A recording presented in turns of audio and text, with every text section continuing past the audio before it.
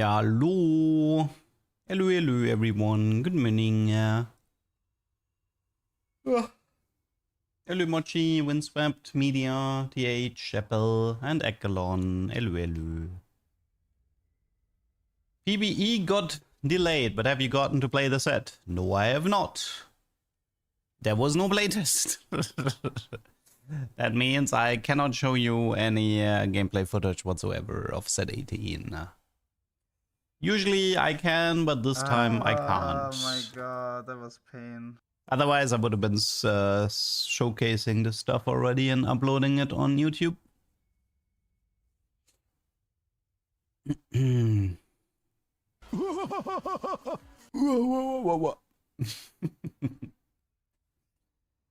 Yeah, it is what it is.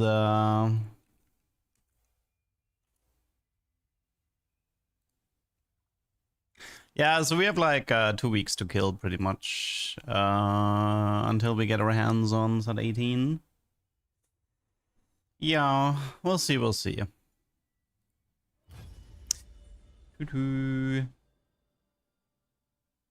First week back, Douglas, fly high ward.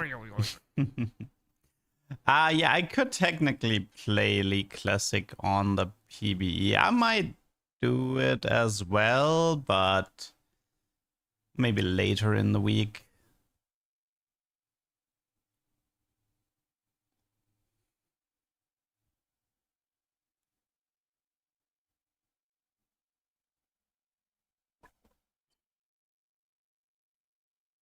Read my question, please. Is the patch live on your West? Yes. It's Wednesday. Has been since 20 years.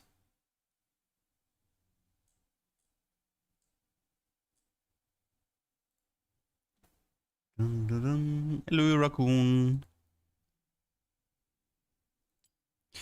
Alright, we're back to 5-minute queues on this account. Oh no. Oh no. Back to 5-minute queues. Is there anything I want to buy here? We can buy some chunks if I want.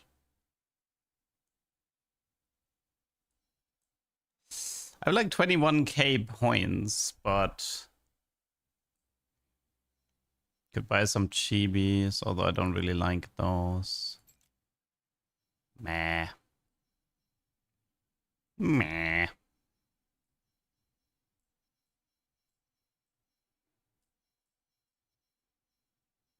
Can't believe the goodest duckbill is not part of the buyable stuff.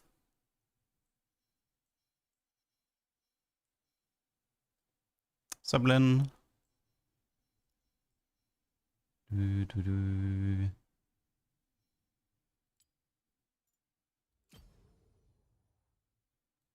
Ugh.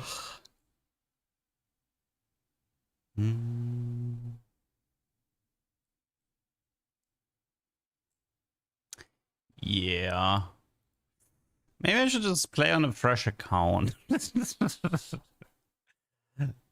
Maybe I should just play on a fresh account instead of having to wait 5 minutes before every game.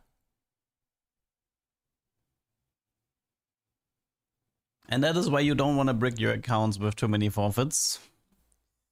Yeah, I counted, well, at least I've written down 127 forfeits. The real number is probably a tiny bit higher, but 16. I would play 16 if it wasn't Chonk. I don't know, man. I just don't think Chonk is very good. Chonk goes, like, I hate having to deal with 334 and 5, and Chonk is, here, everybody has 334. So for me, Chonk is like a nightmare to play. Everything is full of prismatics and stupid win cons. Will we have an option to work out with set I need to get bigger? I think I can incorporate something like this. Sure.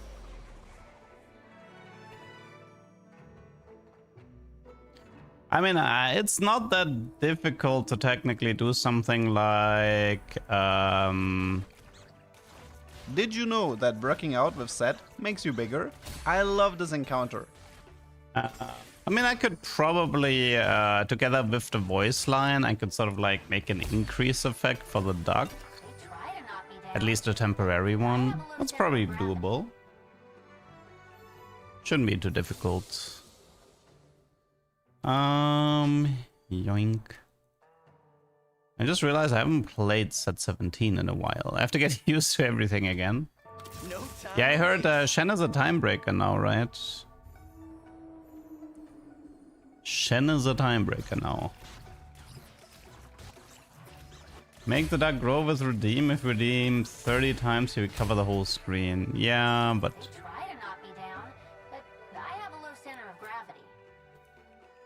I don't want the redeems to impact the stream to such an extent.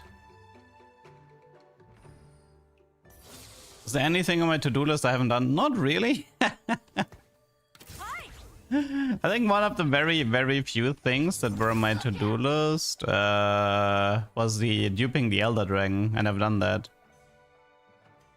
I think there was 3-star Pengu Garen and Pengu's Party. I think that one was missing, but...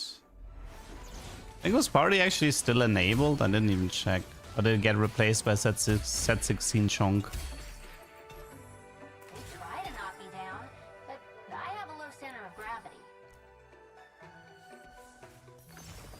Okay, probably worth the wait. Let's see, what is the rest? Yeah. Poppy, okay. Poppy Foster. It's not very strong though. Not very strong. Old man with a lamp coming through.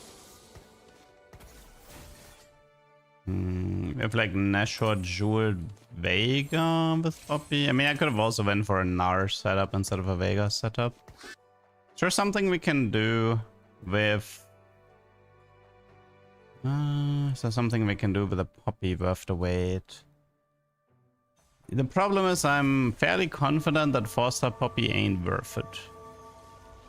I think I had that before. Even if you're playing 7 meeple and you get her early, I don't remember her being useful.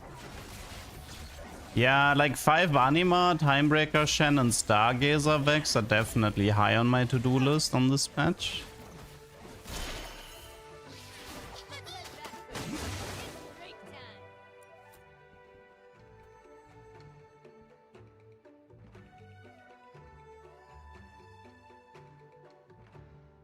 I'm on the job.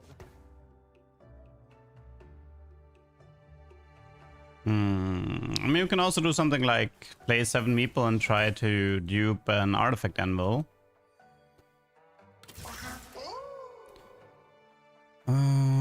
This Vega, this Replicator.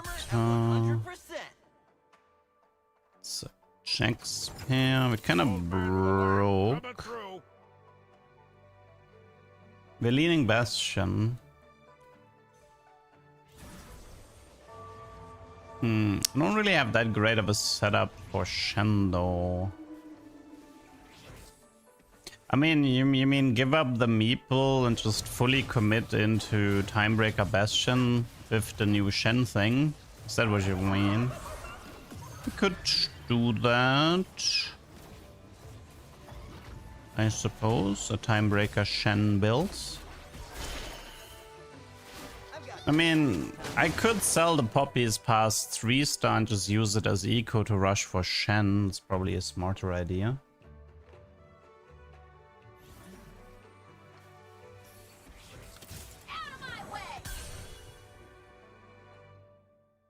Okay, let's do that.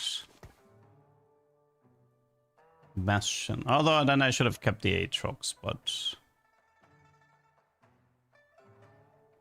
So it's a Timebreaker Bastion mix.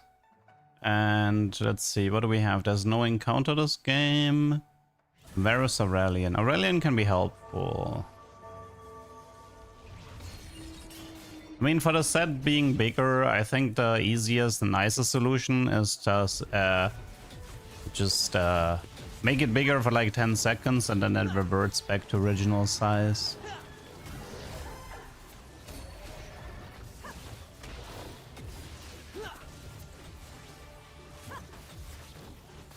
Ooh, that is not looking good. Come on, you got this. Easy? Easy.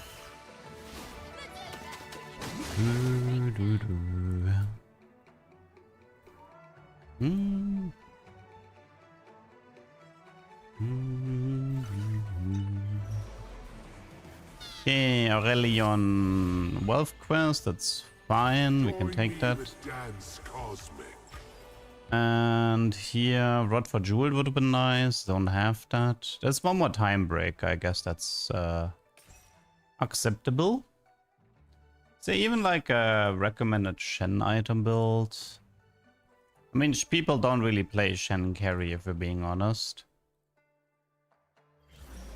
There's like Space Group Shen. Some people do like BT Ginzo Titans, but the stats for it are rather horrible.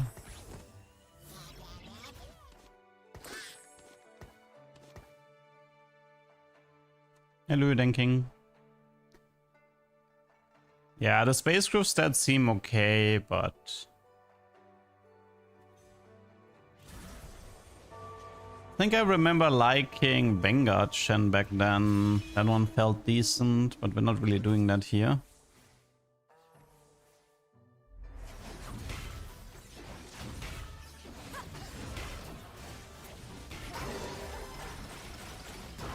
Yeah, I saw like Oran in 18 as a one cost that can print you artifacts based on damage taken, but I'm like fairly confident that the earliest artifact you're gonna see is like stage 5. And I think it's likely impossible to get a second artifact. Because that would be way too much power for the one unit. They're gonna add, like, the numbers are just gonna be a complete mess, I think. Okay, Poppy is almost done. Let's add those. And I guess Riven, right? Something I feel like people haven't really talked about that much yet is that the Riven mechanic is literally gonna become like a trait. If like an adapted trait, I think it's like 4 different units where you can like change their ability based on AD and AP, which is kind of interesting. And I think you can also position them front and back, and that can also change their ability. Pretty wild, the adapted trait. Set 16 Chunk is live as far as I know, yes. Set 16 Kaiser had it. Ah, yeah, true. That's true, yeah. It's like kind of like the set 16 Kaiser, set 17 Riven.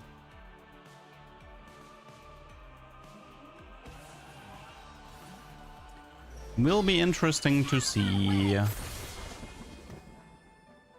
Poppy 3.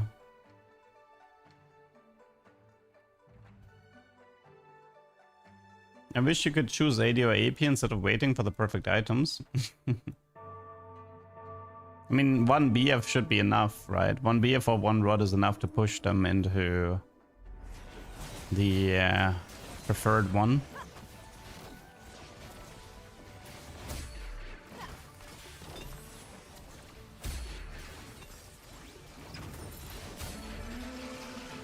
I will remember your name. So is a Deathblade angle?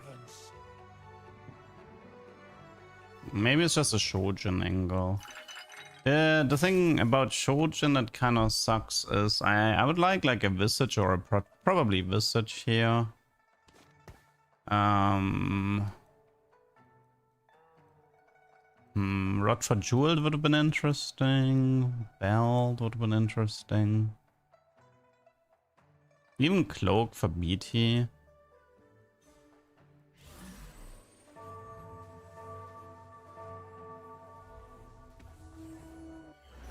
What do you think of League Classic? Well, I haven't really seen it yet, but I'm not sure if I like how much they're actually changing. For me, it's like kind of like similar to revival sets. They're not really revival sets in the true sense, because it's like instead of reviving how the set was, they're like they're kind of like, well, we know better, and We're gonna make like all these types of changes. I'm not really sure I like that. So for example, the first thing I saw is like, I was kind of happy. One sec. It's probably booster pack. I was kind of looking forward to be playing without the trinket system, and then the first thing I see is that the trinket system is back.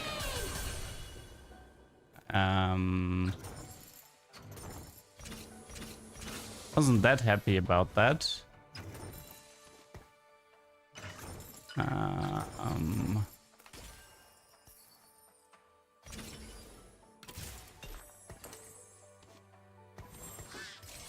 Yeah, there's also some. I mean, they did say you can get everything with free to play, which is probably true. I can't really talk about the monetization without properly engaging with it. We should probably play Meeple here. For the Poppy and the Corky.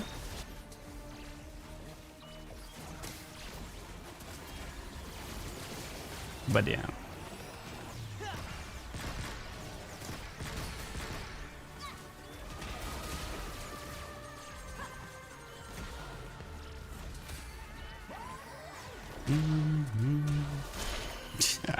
That's close. I slam Deathblade for Corky. I don't even know if I wanna play Corky is the thing. Still trying to figure out what exactly I wanna do this game. The plan was maybe to be more vertical in the Bastion Timebreaker side, which means that I'll be playing Riven, not Corky. Like a Riven Shen duo carry, and that was like maybe the idea.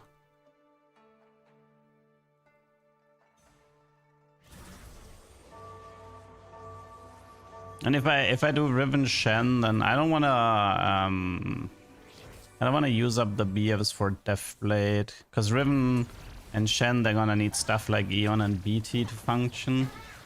I mean, I'm not playing a meta comp, keep that in mind. I'd rather shoot myself in the garden than play Corky Riven this late into the set.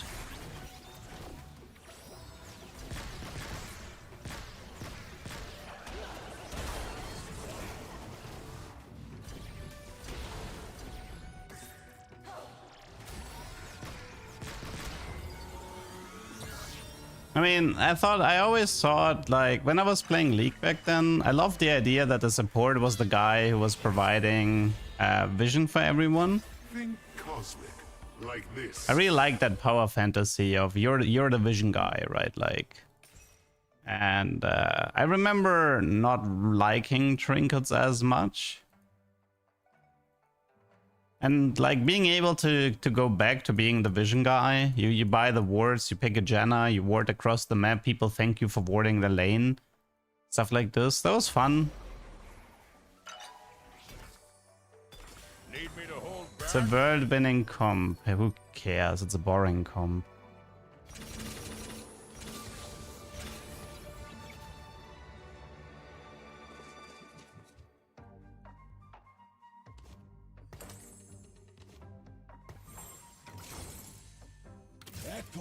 For eons. So I'm not gonna be speculating on a Riven 3-star here.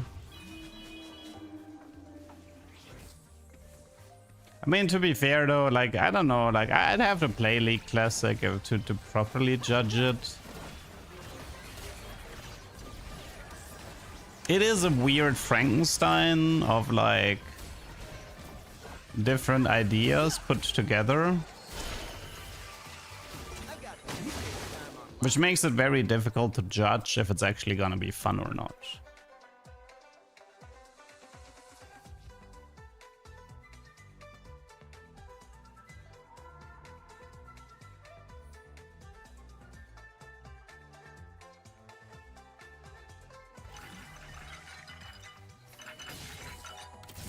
I know it's on PvE right now, but I kinda don't wanna play with ping.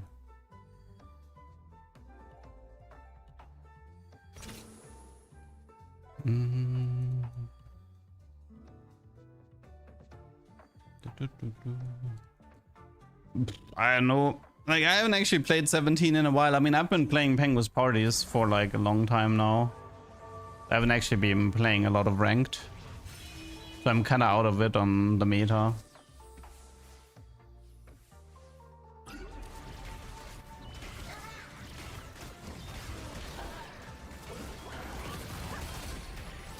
Yeah, but PBE getting pushed back, that was pain. That was pain. Like, no playtest and pushed PBE. Ugh.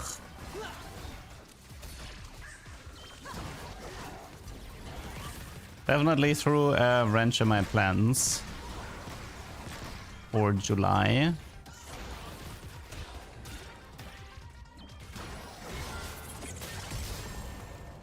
I mean, I feel like there's not even that much to talk about with the new set. Like,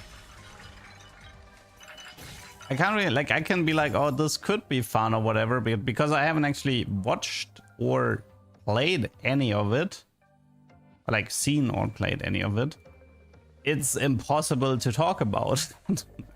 Like, yes, this could be good, but I don't even know the exact numbers. Like, maybe, yeah, sure, Ornn printing an artifact could be fun, but I don't know the numbers of how much damage he has to take.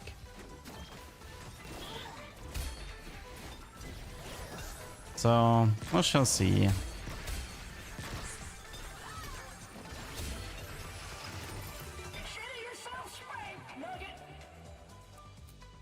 Do not give up.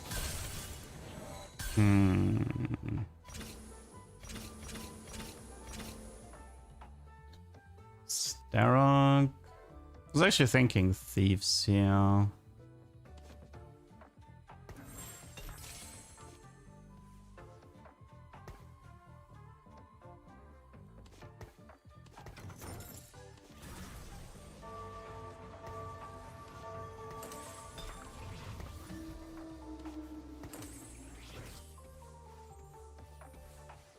Could be, we could also try like Starrock on the Riven and then Eon on the Shen, maybe?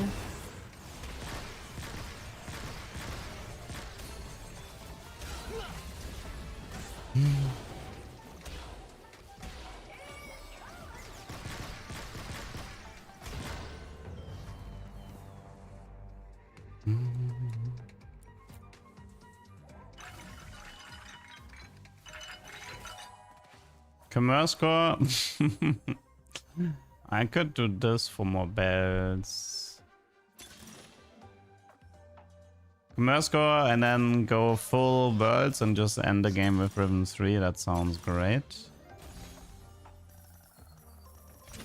Sounds like something I would do.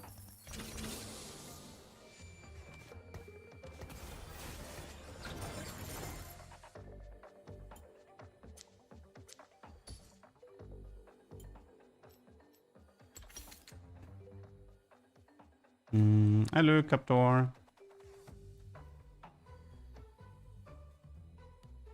Last time I wasn't part of a playtest. I mean, there was sort of like a presentation of a playtest, but I didn't really see more than what you guys saw on the dev drop, so it's not like I have any secret info to share.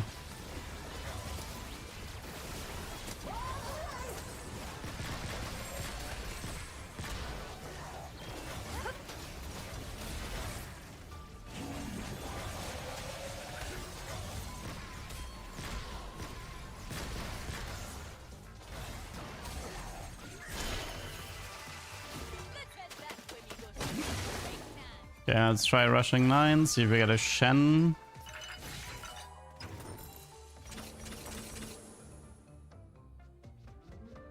I'm not sure. Like, the problem is I'm so out of league. I might give it a shot, maybe upload some games, see how they perform. But yeah, I'm super out of league. It would take me a while to get back into it. Because like on the mechanical side, I'm completely ditch. Haven't played League in so many years now. And auto chess games aren't exactly good to hone your mechanics. I mean, at least with Mayhem, you still sort of like... Mayhem is still kind of like... You're playing the champion, you're hitting skill shots, yada yada yada. With auto chess, you're just clicking the... Just clicking a bunch of buttons and that's it.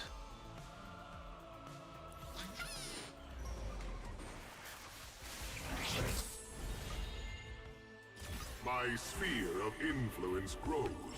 I think people are overrating that more change. I don't know.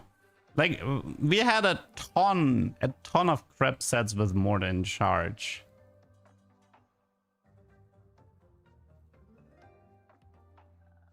Could it get worse? Sure. But, I mean, it's not like the current trajectory we had was that great either.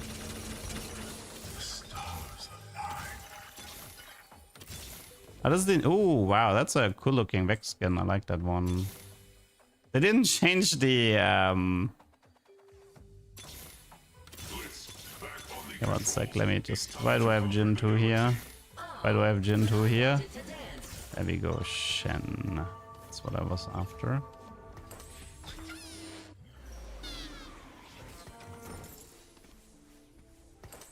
So this was the Timebreaker Shen skin. I think this was the set 8 skin, right? I think.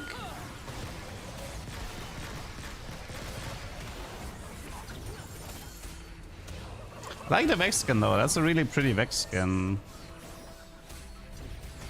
Way, way better than the other one that they're using.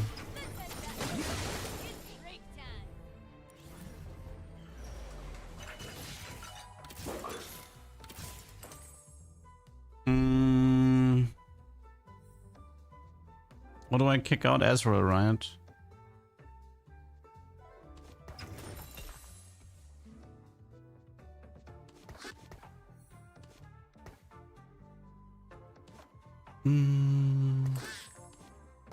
Let's try building around Shen for the time being.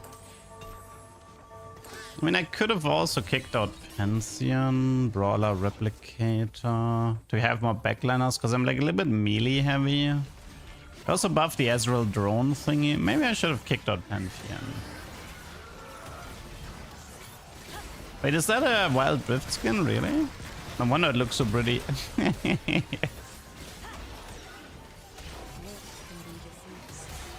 No wonder it looks so pretty. I mean, the communication from Riot isn't that bad right now. We're still having the patch rundowns. They're very active on Reddit in case. Let's end this on a high note. Like, if you're on Reddit, there's actually multiple Rioters who are very, very active. I don't think I've seen a single rod yet.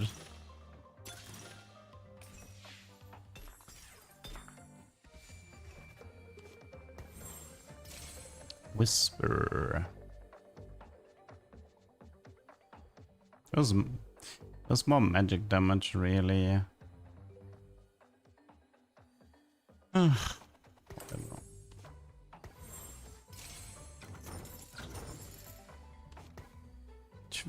So I guess we go 6 Bastion then.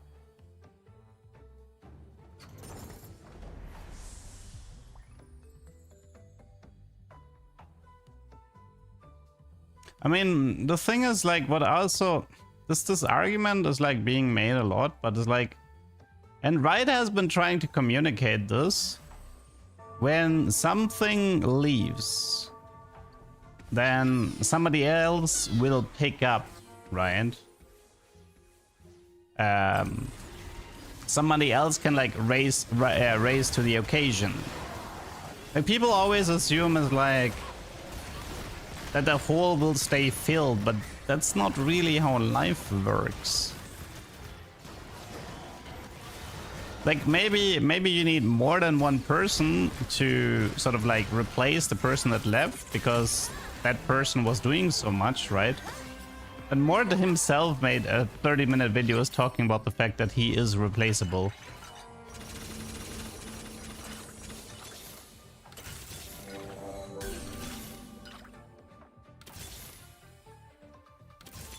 The time for talk is over. I ended up playing Corky Riven after all. I'm not happy about that. Also, I have too many melees. I should have stayed on Ezreal.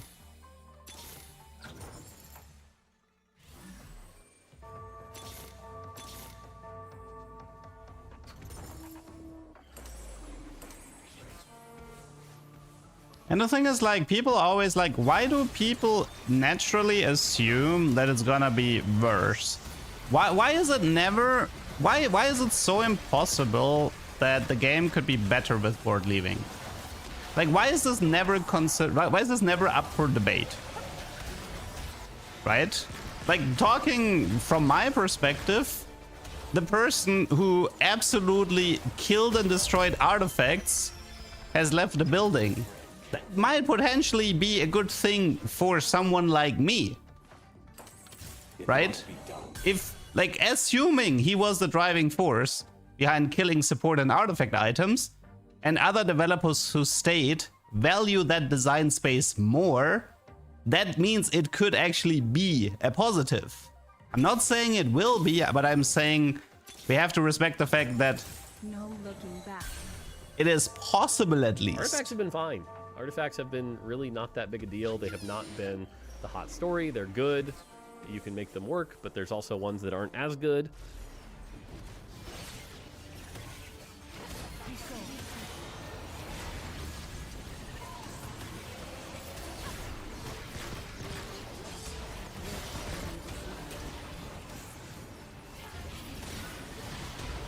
Well, Shen still seems pretty useless. For a 3-item 2-star. Almost lost to LeBlanc 1. See, the thing is, like, okay, or to explain it like this. I hate that TFT is taking an esports approach because I think it's one of the worst esports ever. And I think they should focus on the for fun side way more. So if people are making like design decisions for esports that are making the game less fun, then that kind of sucks for me. Because I don't want TFT, like, it's already ridiculous how much flavor the game has lost, how many edges have been rounded, right? Obviously, we have the whole artifact situation, like literally killing What the Forge because we have too many world champions who use the augment.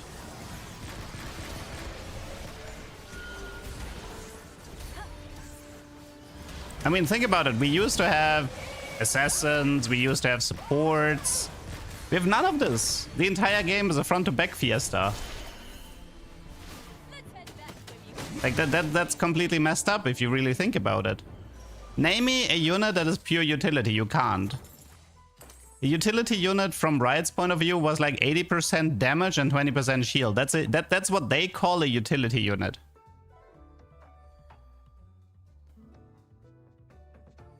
So the thing is, like, you can argue about assassins being good or bad, but what I am saying is that every game devolves into front to back.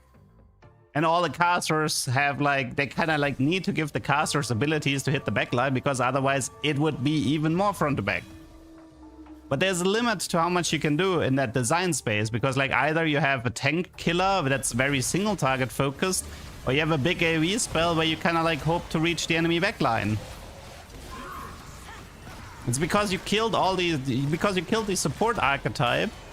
You're now in a space where everything feels like there's a reason why TFT is feeling more bland these days, and it's this like it's rounding the game for esports.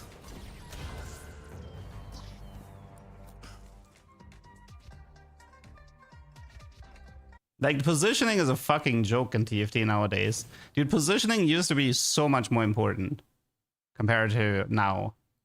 Like, if you fucked up positioning in older sets, you would lose the fight on the spot. And it was like way more interesting positionings where it's like you created this big clump in your corner so certain units couldn't reach it. There were cases where you put your carries in the front line because that actually ended up being the correct play. I mean, sure, there was like stuff like Zephyr dodging and stuff like this, or creating holes with Zephyr, right? There used to be so much depth in this regard. And now all the skill expression, like the skill expression is literally to just find the best meta lines and just play them to perfection. And for me, this is kind of the reason why I have never seen a more boring esports than TFT. I cannot watch TFT esports. I fall asleep.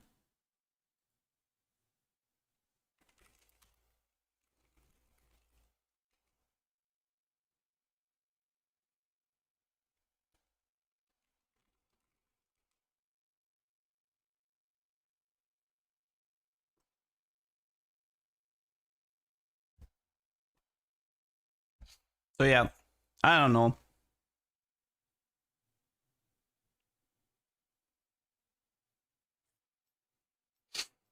I'm not saying I'm happy Mort is gone, but I am saying that I'm definitely not part of the doomsayers. Like, I can see the good and the bad of him leaving.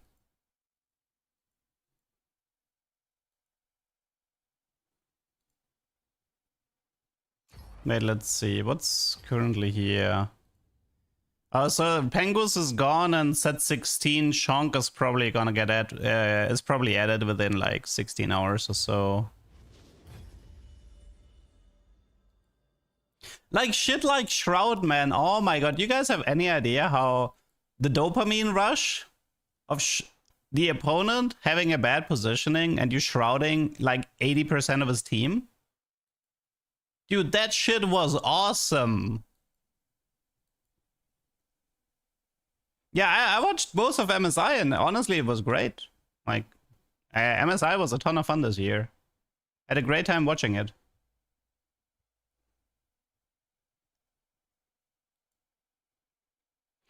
I think Zephyr the carry was crazy overrated, by the way. Like, so many people are like, oh, I lost the fight because my carry got Zephyr'd. Even though in most cases it didn't actually make a difference. It's like stunning your backliner for like 2 seconds at the start of the fight. Okay, think about like this, okay? You have the Shockwave Graves. I position Shockwave Graves in the front line and I stun your main carry at the start of combat for 2 seconds. Does this automatically win me the game? No, it doesn't. And this is like people, it's like visually it annoys them to see their carry not dealing damage at the start of combat. But if you really pin down how much of an impact it has, even especially now with Ginzo would stack when the person would get Zephyr'd nowadays. Like it's so irrelevant. Like Zephyring a frontliner in most cases actually had more of an impact than Zephyring the backliner. Like, people always complain my carry got Zephyr, but they never complain about my main tank got Zephyr, even though the main tank Zephyr was a way bigger deal.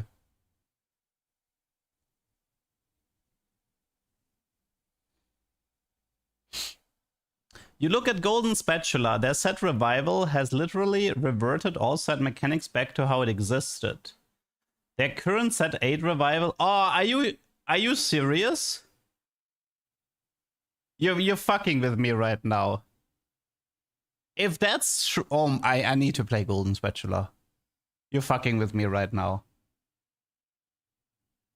They actually revived the old sets prop. Oh my god, this is insane. You actually just blew my mind. You just blew my mind. I know how to play Golden Spatula on my phone, but I don't know how to stream it.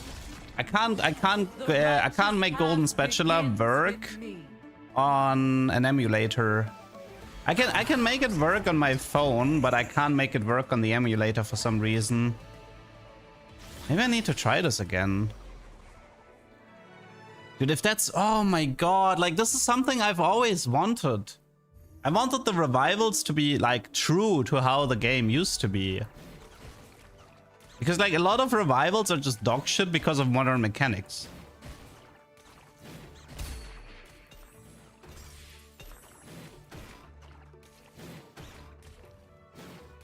Someone played it on BlueStack and streamed it.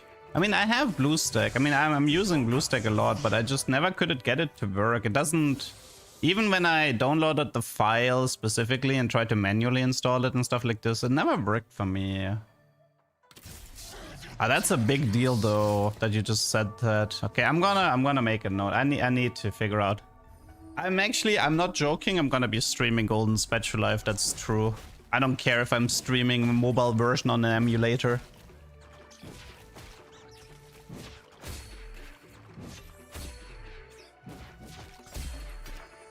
I mean, I guess I could do it with a VPN, but then I'd have to stream with a VPN, right?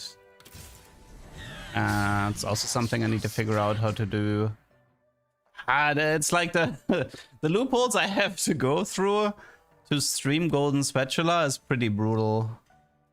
I'll savor this. It's it's the tension version, not the international version. Wait, so the international version is different? I mean, it's only Singapore, right? Like Singapore, Taiwan, I think, or something like that.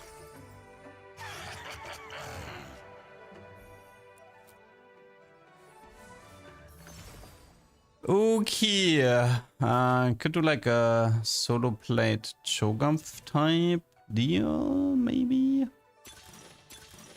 Or a farming. I mean, solo played on show. It's not that great, but we can try. Brawler here. Adaptive is a pretty good item for Cho, so we can keep that. Maybe a bit of a Darkstar game here. Look into split tunneling, you reroute select apps. Well, okay, well, it's it's gonna take me a while to learn this stuff, but I will actually spend some time trying to make this work. But to be fair, if it's only the China version, I don't think you can access that one. I mean, it would be annoying to access the Tencent version. I mean, I guess it's not really worth it if the international version is so much different. Ah, that pisses me off though. I'd love to play the original set 8 with old items.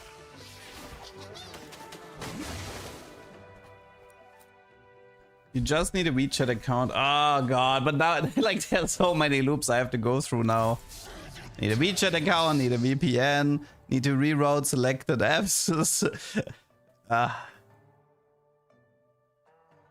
It's surprisingly easy to get the Tencent version. Okay, I can still look into it.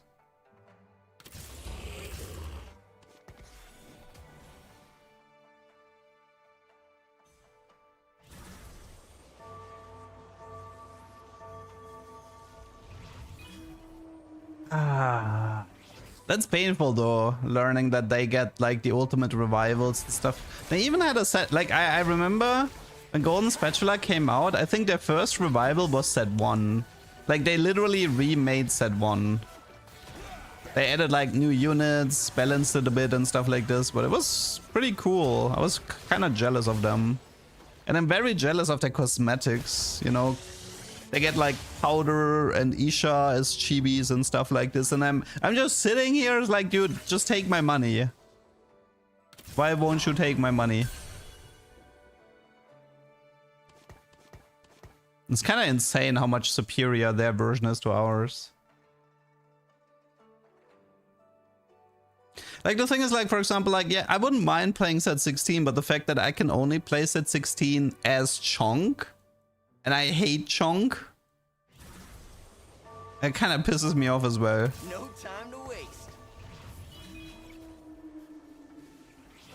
Yeah, I was actually like, I was asking Riot if with the Unreal Engine, if we can get like more interactive maps.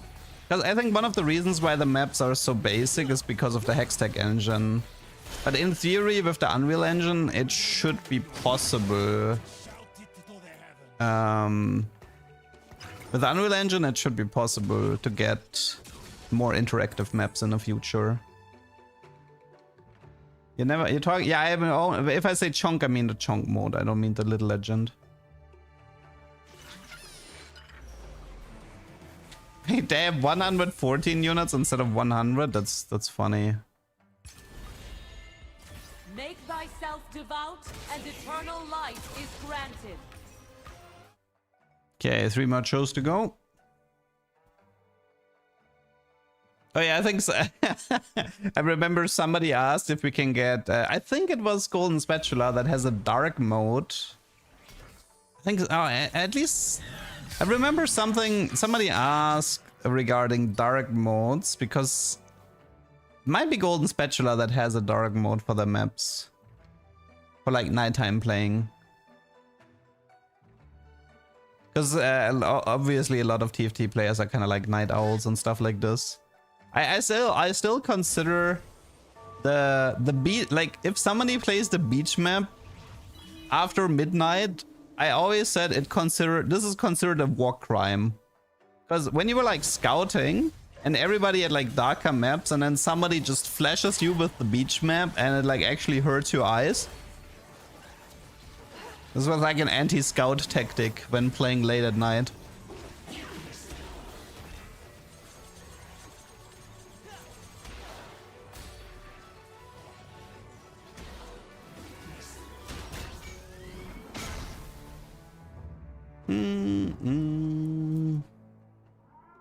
Man, this kind of like I'm really jealous right now about the whole Golden Spatula situation.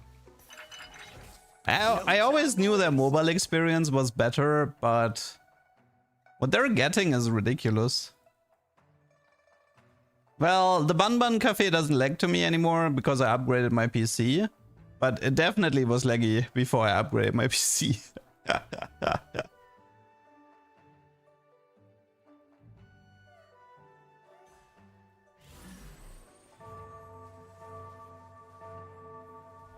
I mean, I personally don't need the dark mode maps. I don't really play at night anymore. I used to play much more at night, but not anymore. My streaming times have swapped to the earlier hours.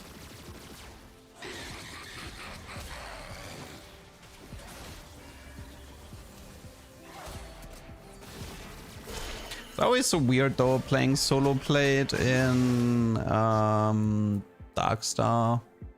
We can also play the Bruiser version with time breakers.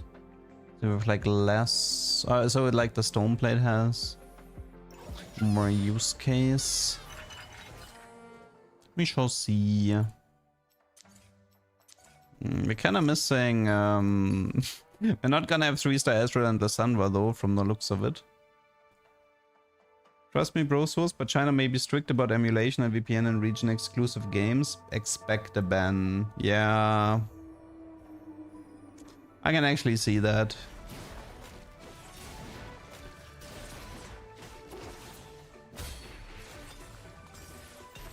I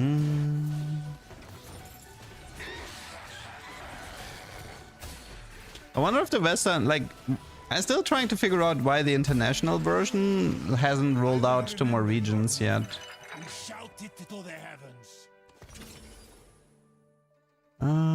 Probably cloak. So double adaptive, screw it.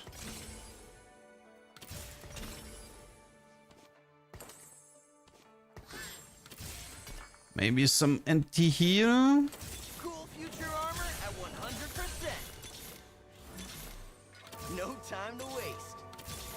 I never rest.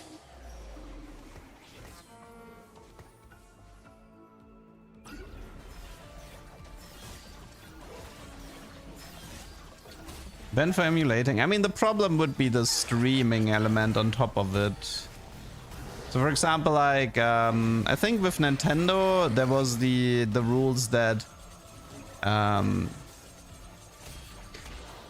like YouTube, I think for a long time allowed to show like modded Nintendo content as long as you kind of like, I think it was like as long as you kind of like didn't talk about where to get it and stuff like this, like you didn't advertise that type of stuff. I think that was like kind of like the rule set there. The moment you add like a public element to it, like streaming or YouTube videos, that's when the trouble can start.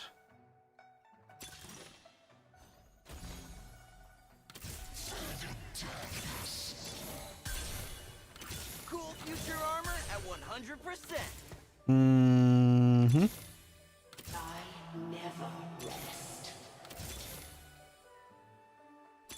Yeah. Moncho von Lystri Azrael.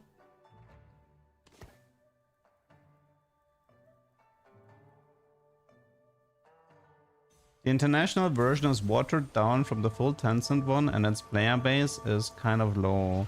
But I mean, of course, the player base is low. They rolled it out in like 2 countries with not that large of a player. Like,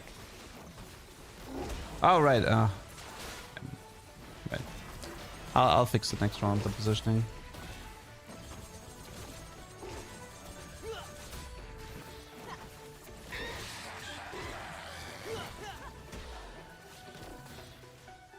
I mean, considering how horrible the experience is with mobile TFT in comparison.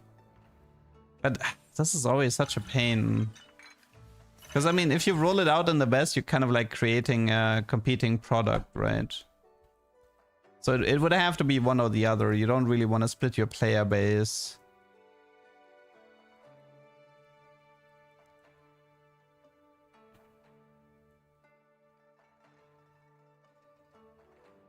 Hello, Mr. Duck. You look different now. Hello, Shiva.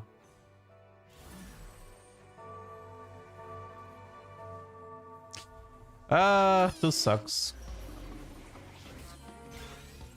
The things I would do just to play Zephyr again. Risking. Imagine, guys. Leduck got banned because he streamed an emulated Chinese version of Golden Spatula just so he could build Zephyr again. That would be a pretty funny headline.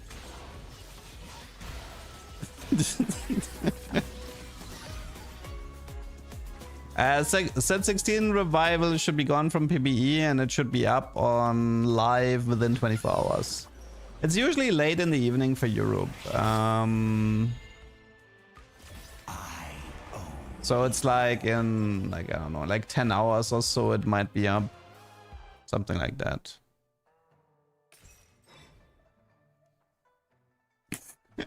Yeah.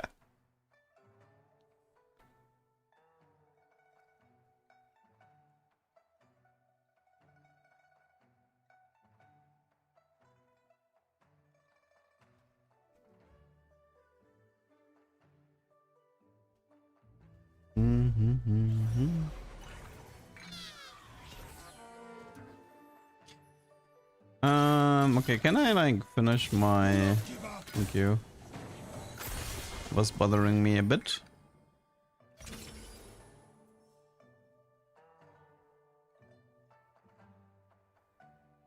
Alright, I have the kale thingy, I forgot.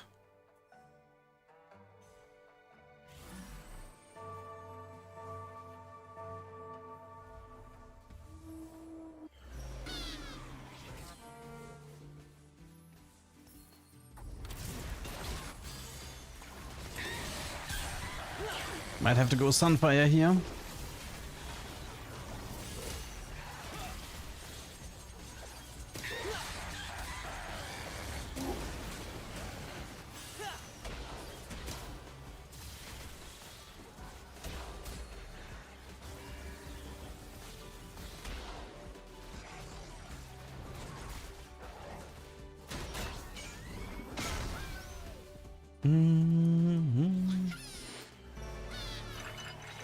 No time to waste.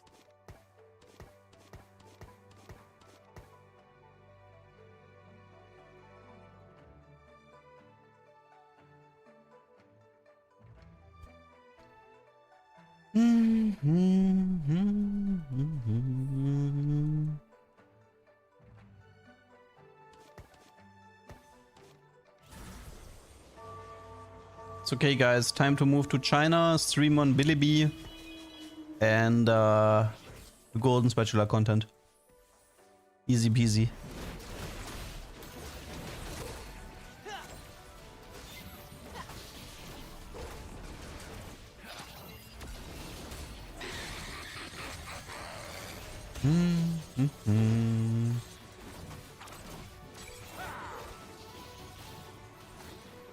Why am I upset? I'm not upset. I'm jealous of Golden Spatula having a set 8 revival with original items. Meaning these people can build Zephyr and I can't.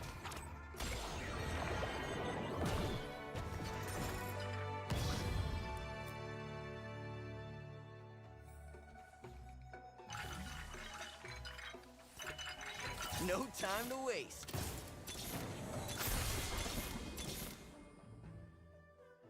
Maybe I should go for the Darkstar version. I don't know.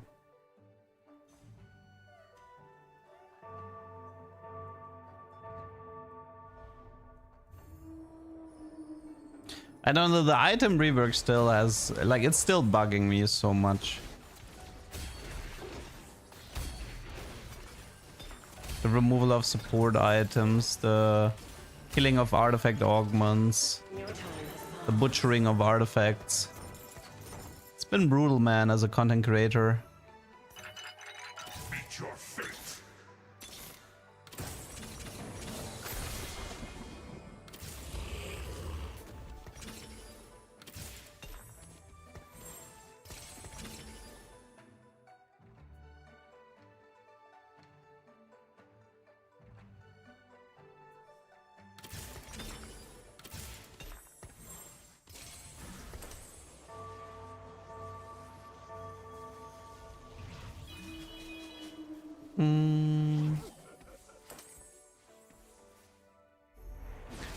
They have new artifacts in the pool, but also old items when some of the old items became artifacts. I mean, the more the merrier, right? Like, I just like having options. But I mean, to be fair, okay, if you have too many artifacts in the pool, but not enough methods to get artifacts, then it can be annoying because then the pool is diluted. So that can actually be an issue. Usually you didn't have this problem because of augments like What the Forge, which gave you so many or like even Fortune Strength technically. By the way, watch Fortune Strength is probably on the chopping block, I can already see it. Because it gives 4 artifacts and the pro players hate it.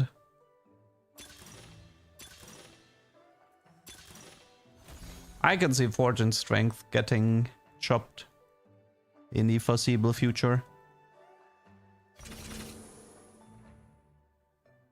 You can have an artifact shift and a normal shift on the same unit.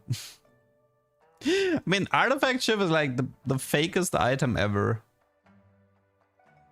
This is probably one of the worst artifact conversions I've ever seen in my life.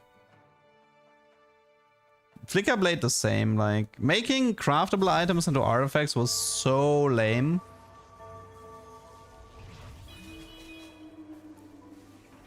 Forged, Forge the Strength on competitive needs to go. I would argue the other way around. I would say competitive has to go. Let players have fun in a video game and stop trying to make an esport happen that clearly is not happening.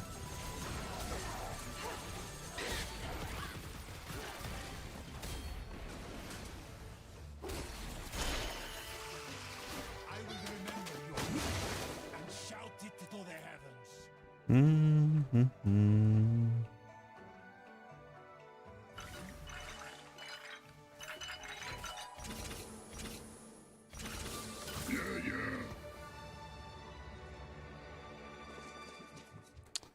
Random Nova, like an Aatrox would be useful, but even a random Nova could be good here.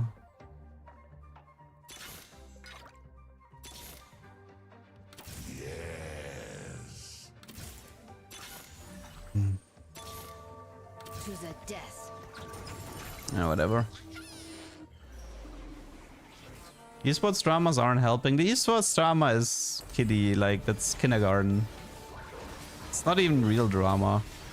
Real drama is like match fixing and stuff like this, or pro players raping their girlfriends, or I don't know, man.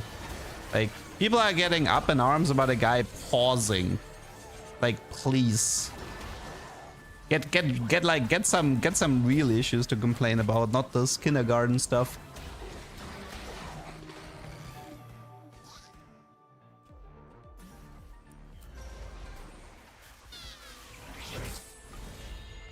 My house,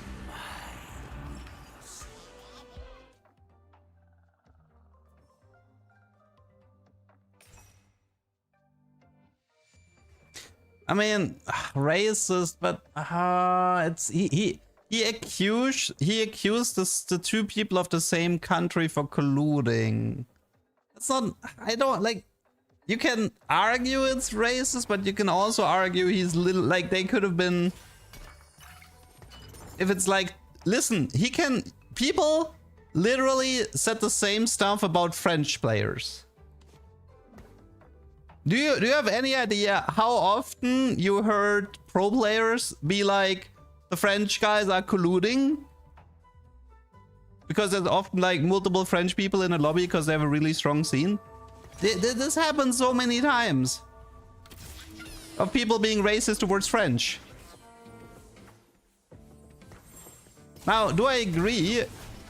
Do I agree that he needs to, like, I mean, I don't agree with his comments. Like, you shouldn't even be using chat in a esports outside of saying good luck, have fun, and GG. You don't really use chat for anything else there.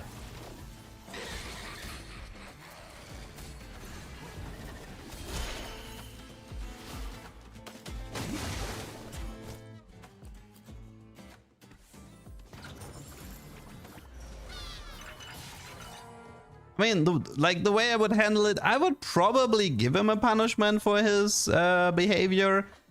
Not because he deserves it, but to make an example that this behavior shouldn't be encouraged. Right? This is what I would do as right. It's like, okay, if we do nothing, we're giving people like a free card to for this type of behavior, which we clearly don't want because it's a bad look. Therefore, we should punish it to set an example. Not because what he said was like extremely bad or whatever.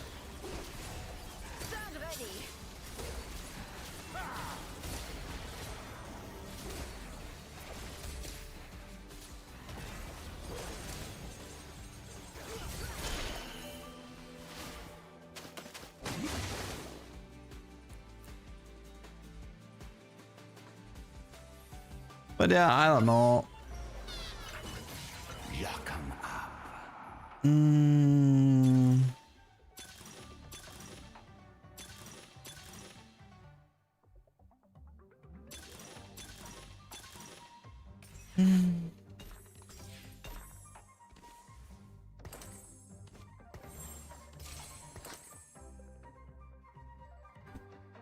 So good to be out of esports. I mean, you're not really missing out on anything.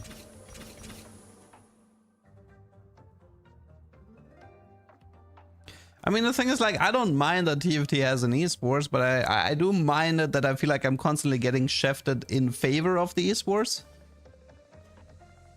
Like, I feel like the game is progressively becoming worse when trying to appeal to the esports side.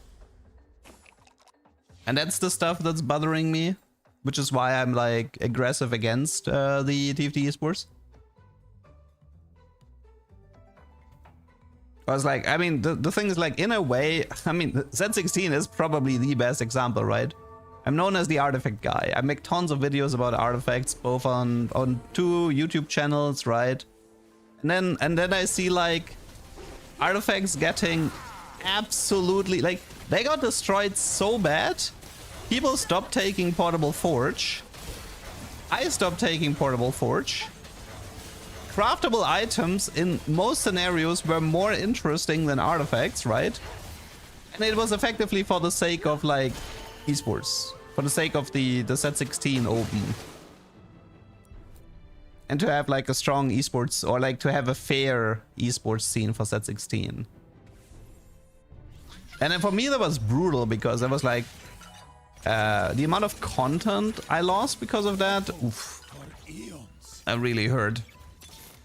I forgot to pick up Milio, didn't I? Wait, I can pick up Shen instead of Milio now. I still get Timebreaker in. Might be hard to find either though. Let's do Kindred for now. It's also Tom Kench.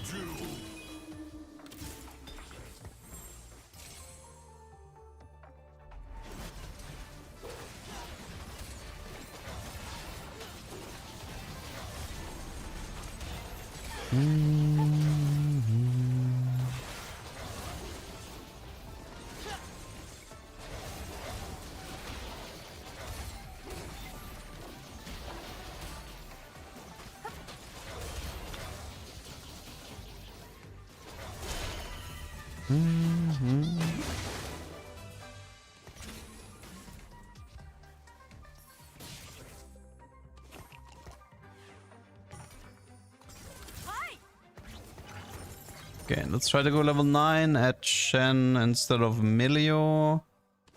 Maybe find some items for Liz. Get these guys to 2-star. Get these to 2-star. Maybe a Morgana. I don't know.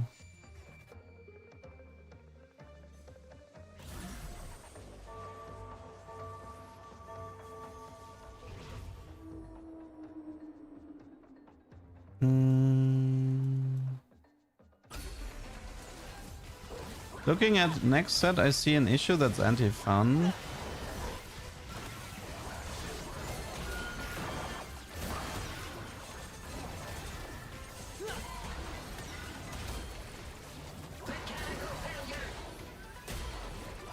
The Lux thing. I mean, we know how that one works from... we know how that one works from set 2. It's a complete reprint of the mechanic. So... the thing is, like, it kind of depends on if a vertical is powerful or not. I think one difference I see is that set 18 is designed to be incredibly splashable again, with a lot of like 2 pieces and stuff.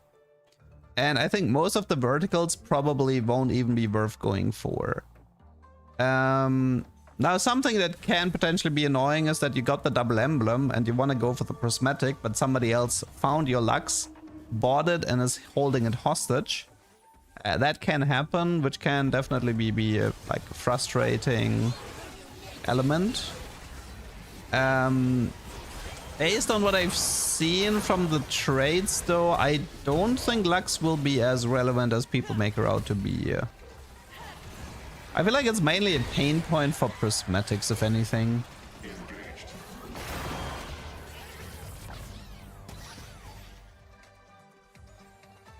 I mean, one thing that kind of sucks about like the artifact situation is that because Riot is so busy making everything work with the new engine, I don't think we're getting a lot of like we're not getting any item updates for set 18, which means like no new items and stuff like this.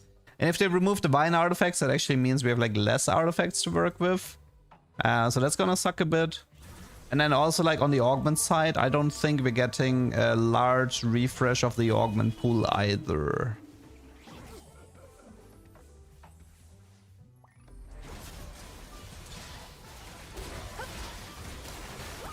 Can you buy another Lux with another trade if you have one already? No. So if you buy a Lux, every future Lux in your shop will be that Lux, and other people can't find that Lux anymore unless you sell her. Like if you sell all copies of your Lux, then you can find a different one again. And then other people, like the moment you sell all of your copies, that Lux is like a valid choice again for other people to find her.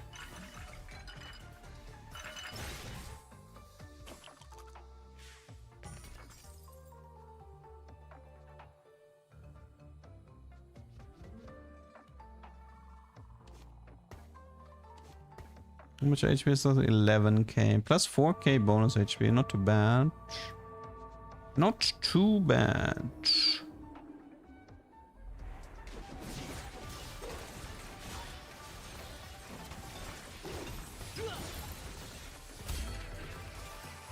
To rest, if only you could. The time for talk is over. To the death.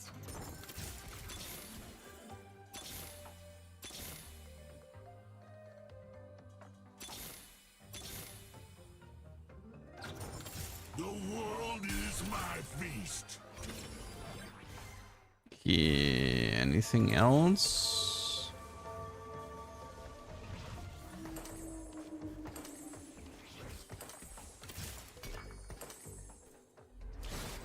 Prismatic can be really hard to hit and unique. I mean, I think most prismatics... So the way I saw it was like this. There was 2 prismatics that needed level 10, 2 emblems, and the lux of the trait, which is quite hard to hit. And also people can deny it by finding the lux that you're looking for. And then there was one more prismatic that's like a secret prismatic where the way I understood it is that you needed 3 Luna, 2 Luna emblems, and then also all of Solar and probably like be high level or something. I don't know. No looking back. Wait, how? Where did I get the emblem from? Is that Tamkinch? No. Thresh?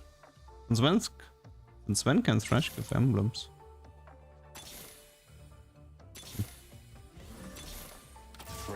There's Shen here.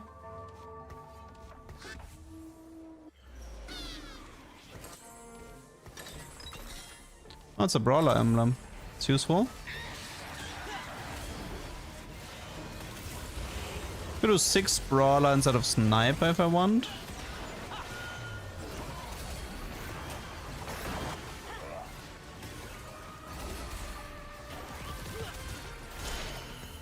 A brawler Shen would technically work as well, right?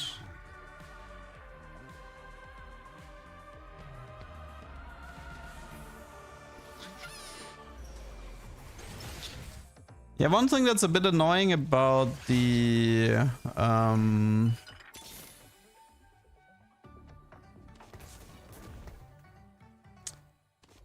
one sec. Is Jin? I guess Lissandra is kind of whatever.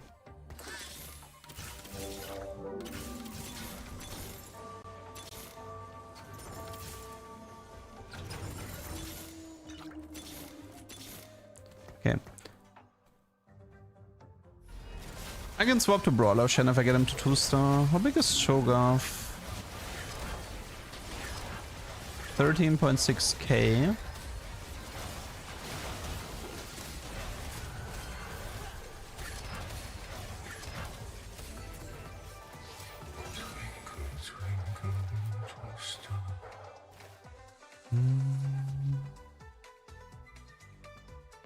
I feel like this comp is actually kind of like a lot better now. Because you can now play Shen instead of Milio, which gives you more late game. And Ezreal gets more drones.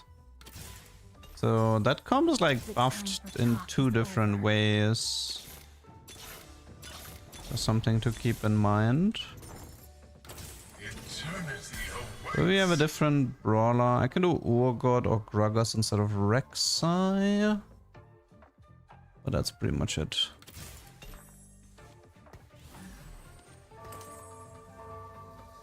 Yeah, I've actually had a double Lichbane Riven once. It was okay-ish, but Riven can be mana locked if she's not being focused. She only gets mana when the shield is broken, so if she's taking no damage, then I don't know, from what I've seen I actually kinda like Lichbane Fizz more.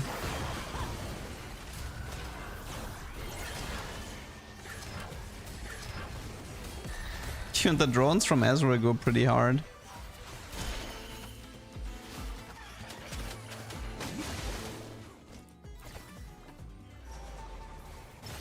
Any brawler Shen? No.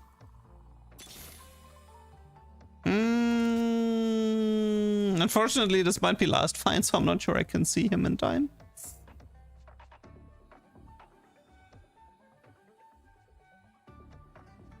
Ah, whatever. Okay, Cho'Gath was 14,000 HP, 5.2k bonus. Ezreal had 99 takedowns, but now it's like every 7 takedown it's an extra drone. Instead of every 8 takedowns.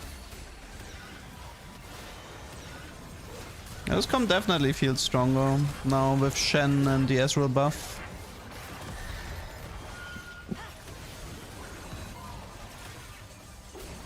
How am I gonna lose this? Because then I'm gonna take back what I just said. Ezra is definitely going hard though. Yeah, it's last fight. GG. Yeah.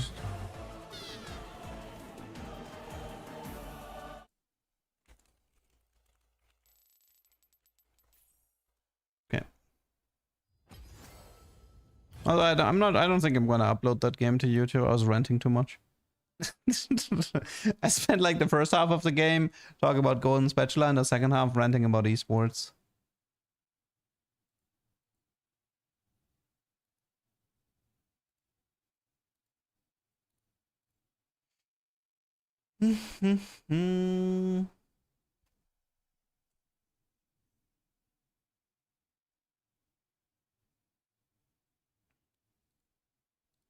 I mean, I'm not gonna stress out that much about uploading too many games right now. The July is kind of like wrecked anyway, with no playtest footage and no PvE footage.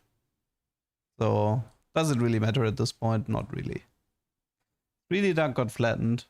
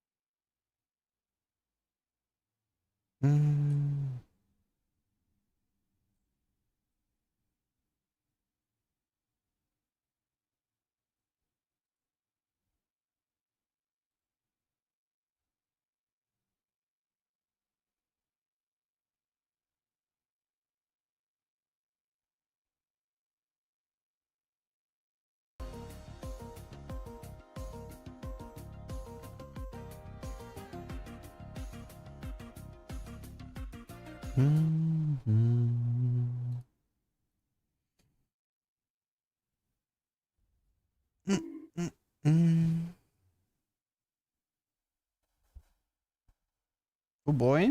Oh boy, what?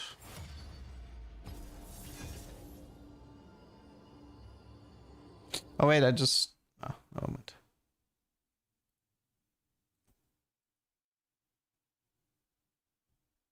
The dancing Gwen thing. Oh, right.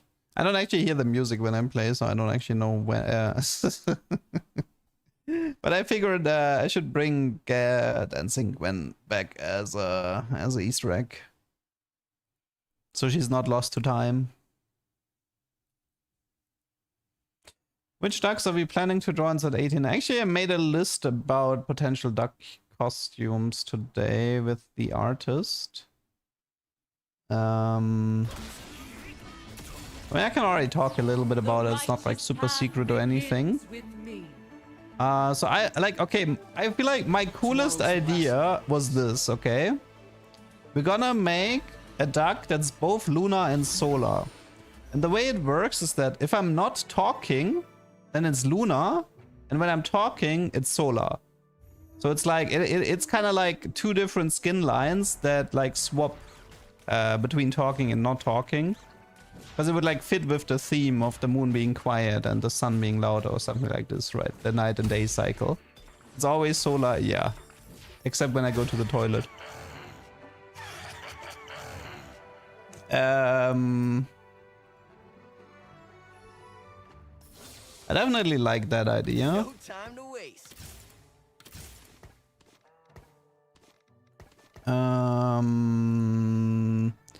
For Spryken, I think it's just gonna be like a Sasquatch duck, you know, like with brown fur and maybe have something on top of it.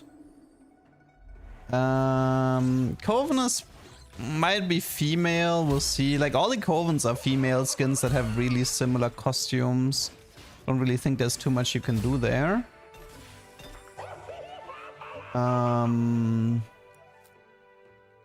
For the primal stuff should be pretty easy. I think we're just gonna go with like a Draven type setup there. For Blossom, it's probably just gonna be set, right? If I can do a set skin, I should probably take it. Rift Beast, I feel like was one of the more difficult ones. But with Rift Beast, I was thinking of maybe incorporating the Scuttle Puddle, you know, like using the Scuttle Puddle like as a shield or something like this, or having the Raptor Cloak. So it's kind of like the duck as a jungler killed those jungle monsters and took some trophies. Something like this, maybe. Pandora? Should we do something with Pandora? Gold Sub, Kale Echo. Was there something I wanted to... I mean, Pandora, Echo... Tech Kitchen...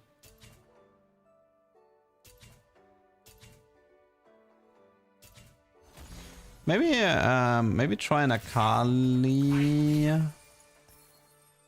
Maybe go with like a Nova Akali setup. Something that is technically on my to-do list is to have the Echo Anomaly on a bunkered Akali with Glass Cannon as one of my augments. So maybe something like that.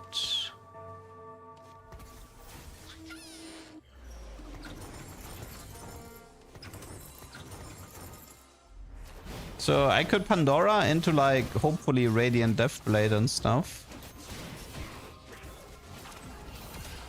And then try to go from there. Now Echo's Patience is disabled for the rest of the set. The blue buff, red buff duck is interesting. Yeah, but how do you like you could give the duck a blue and a red buff. You can do that, but blue and red buff as a costume is kind of difficult, right? The only thing you could do is like incorporate elements of the jungle creeps into the duck. But I wouldn't even know what the core duck would look like. Old man with a lamp coming through. Okay, it's gonna be a rough early game here. Next set PBE should be in exactly 2 weeks. Hopefully they're not gonna delay it again. Kick. Like the you know the messed up part is we might actually still get a 4-week PBE cycle, right? It's possible that the ranked season is gonna start at the end of August. That's gonna be brutal.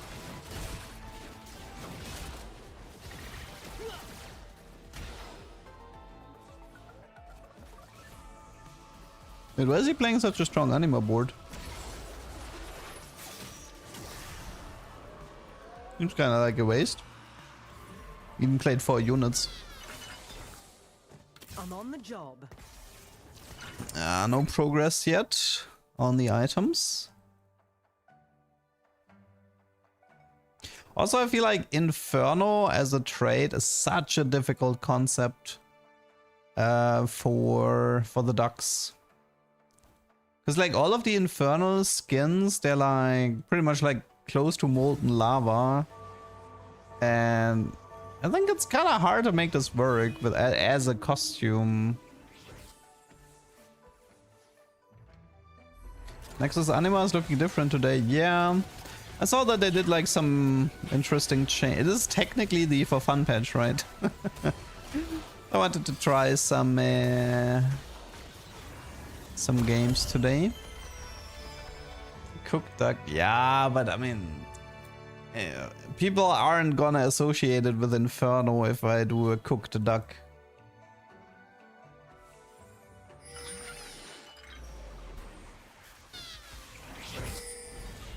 Okay, that's Divine Intervention for sure. It's a BF. I mean, Maokai would have also been interesting.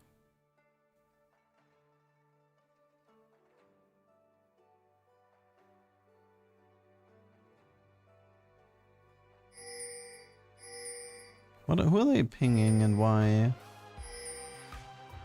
What does it matter? He doesn't have a streak. Stop. Oh my god. Why are you pinging somebody who doesn't even have a streak? It's a complete waste.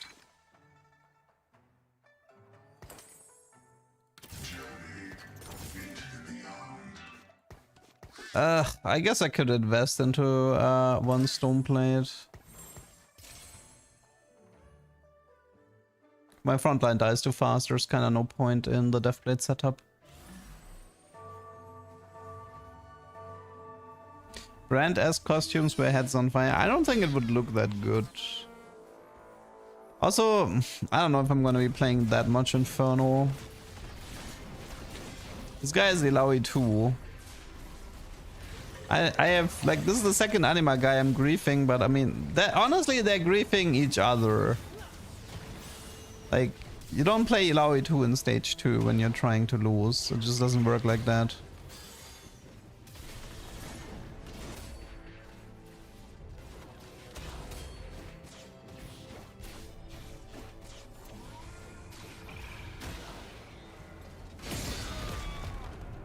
The meta is 1 tier 2 anima item wins you the game. What? Why? Close, but wrong one.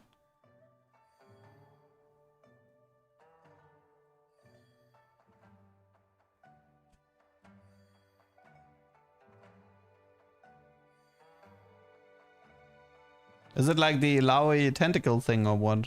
That people are aiming for?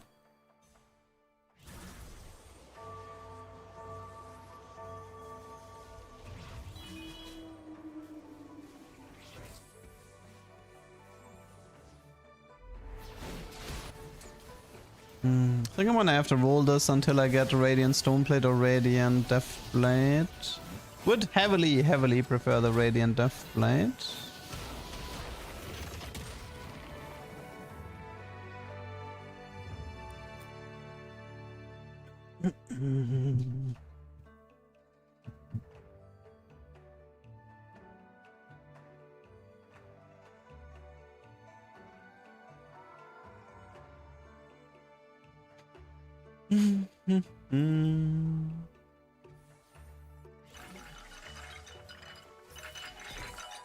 Let's wrap this up. Oh wait, no, with tier 2 anima item you mean... I think I was talking tier 1 anima items. Tier 2 is 1 tier higher than the tentacles. But that's like a 4... That means the 400 cash out is what they're aiming for.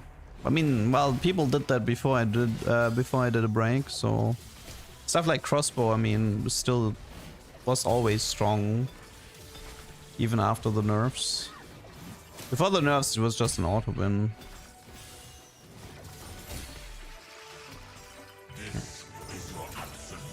Okay, one Deathblade complete.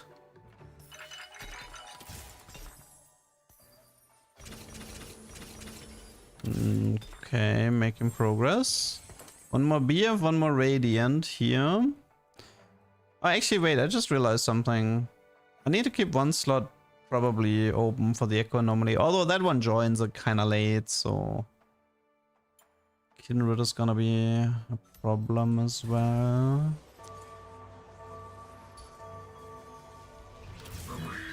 Should be playing Ogre right now. I think I'm gonna have to roll this on 6 and just hope for the lucky Kindred. Well, I had Omni Weapon, but I lost with it in Pengu's party. I got phantomed.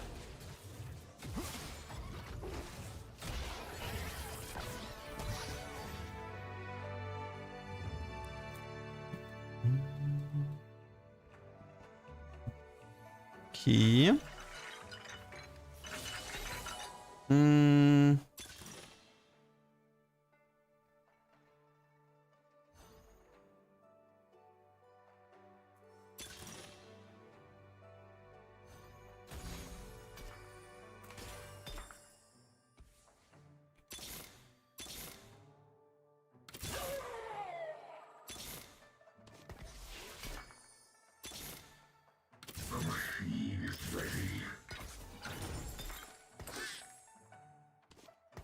Could also, if I get like a Radiant Vamox, I could just keep it for a round to farm the other Vamox.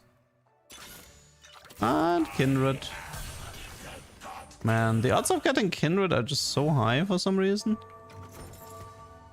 Swear to God, I never struggle with finding Kindred in this build. It's Curse Crown. Need an Akali 2-star badly though.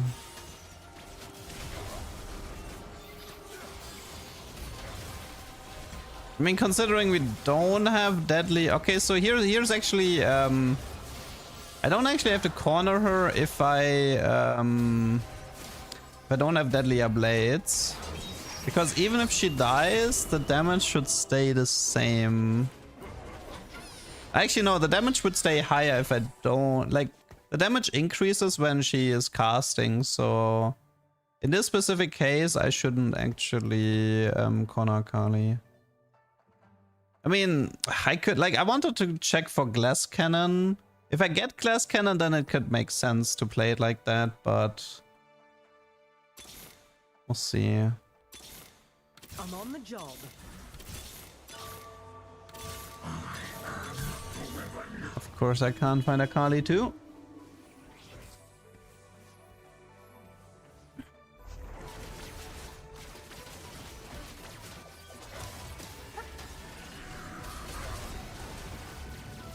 It's like 26 pre-crit, and when she ults, it's 27.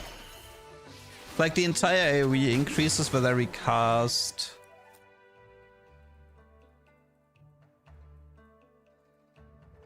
Did I have a good time off? I mean, it was a bit boring because normally part of my time off is to do playtest and make YouTube videos and prepare all types of different stuff for set 18. Couldn't really do any of that.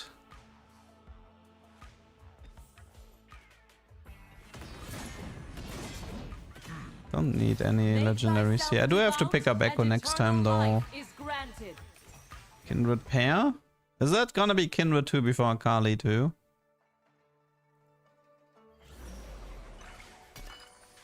Okay, watch me roll a little bit and then it's gonna be Kindred 2. So much oh god. Let's end this. Okay, fine. Radiant Sunfire. How much HP do we need? 3.6, that's not enough.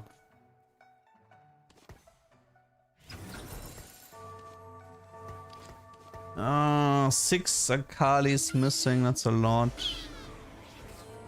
Also no Maokai too, that's a bit of a pain.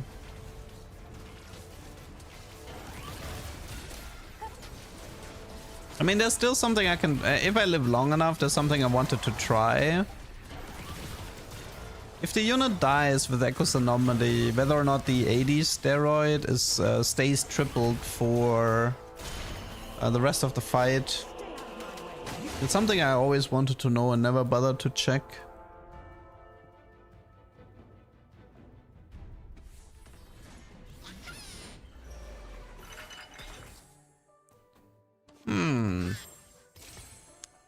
Well, I have to play like this now.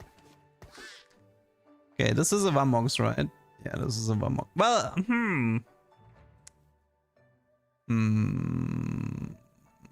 my age? No, I'm 35. I am very old uncle.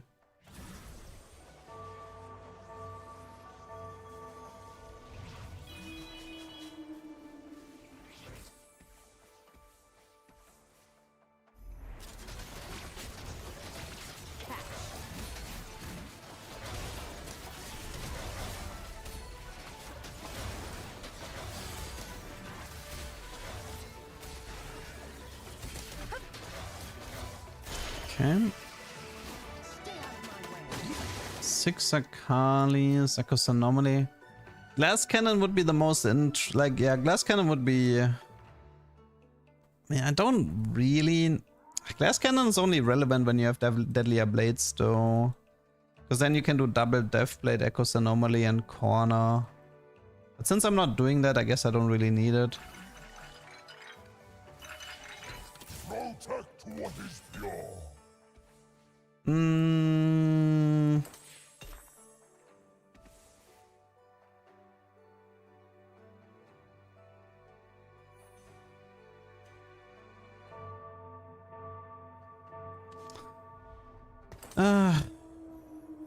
You know what, whatever. -1. I'm not like I have to like Stoneplate or Varmox is like if I get one of them I have to keep them. There's no way around it.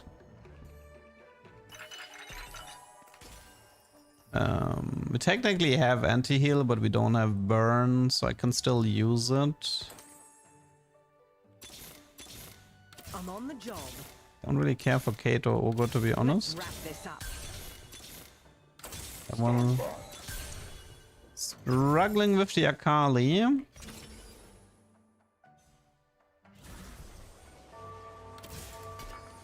Triple Death Blade. No, Akali wounds, she doesn't burn.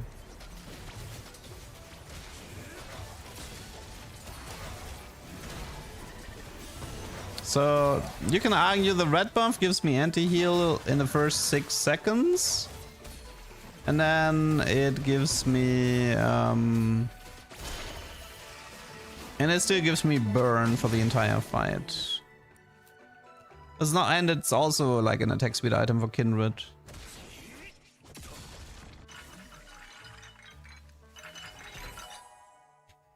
It might be Golden Egg, to be honest.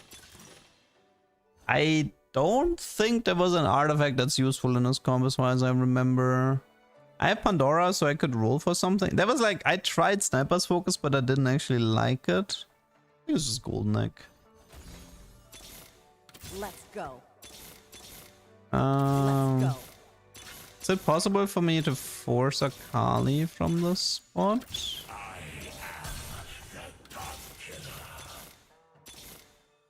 Let's end this. It's so much Urgot, crazy. Let's go. Close, but no. 2 more Kalis.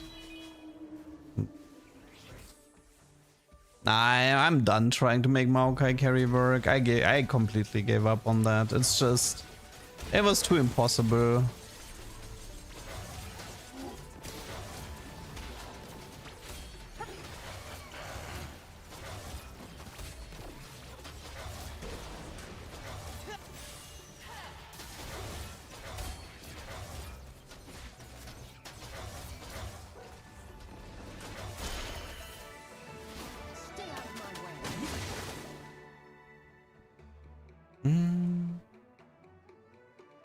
We need something like Vamp Scepter again, I think.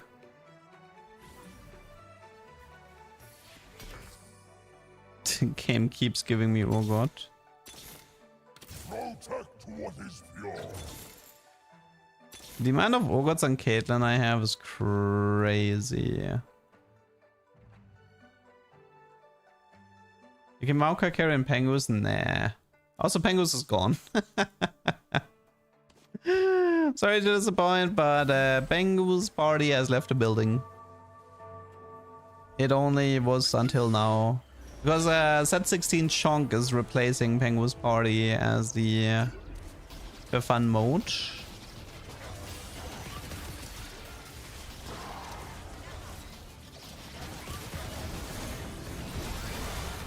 That's a lot of CC. Something that sucked about that Akali tag, the moment the Akali tag became public, Samira and Space Groove kind of like became the dominant force for the rest of the set. And Space Groove has a really good matchup into Akali because it just out-sustains so much of the damage. We make the future.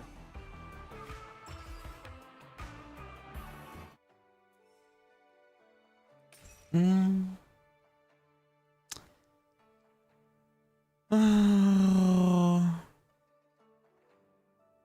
think Anomaly is actually gonna go into Akali. Yeah, it should.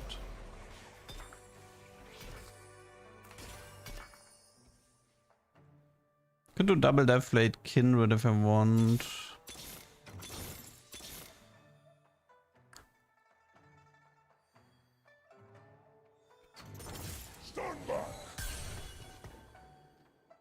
Yeah, I don't know. 10 million Urgots, but no Akali 3. And we are down a prismatic. It's game is not going in a good direction. And we also don't have the scaling element of Deadlier Blades.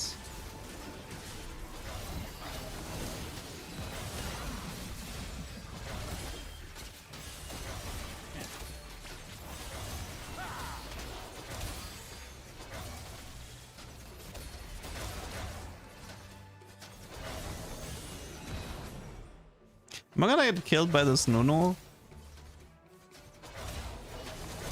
I think I am, yeah. I just died to Nunu. Highest damage Nunu. That is not good for me. Let's go. Ah, man. Looking for Akali 3 is just so not fun. Akali 3 is like way harder to find than a Kindred on 6.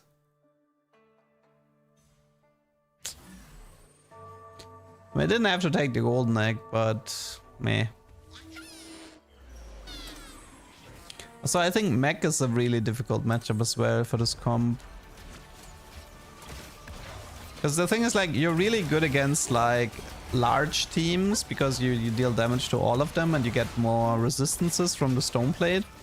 But this guy is like a gunblade with like a few high HP units.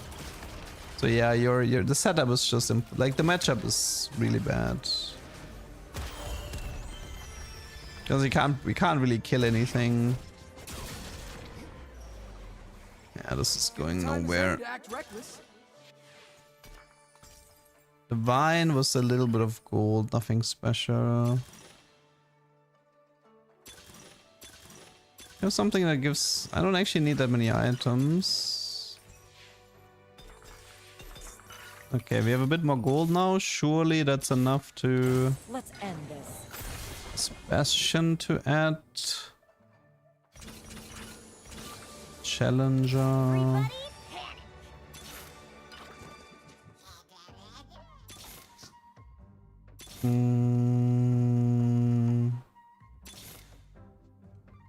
Okay, nothing particularly interesting. Okay, the good news is I should be able to figure out...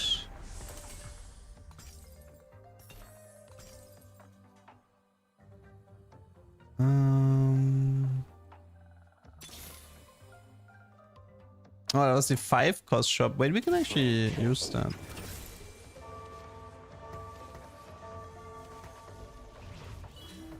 I have a graves too if I want. 2 Shen, 3 graves. That's an interesting shop. Okay, so she goes to 33780. Yeah.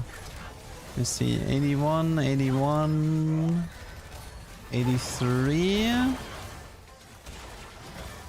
Okay, so it doesn't go down, so that one's confirmed then. So if she dies, the AD buff from Echo's Anomaly is not going down.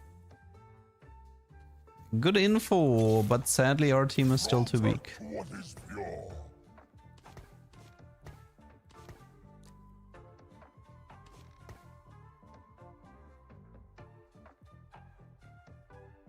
Yeah, looks like we're dead before we're popping the egg. Aatrox Hero Augment. I had a fun one with like a Prowler build. There was like a really cool Samira Aatrox combo I had once. That was fun. Outside of that, I don't remember liking Aatrox Hero too much.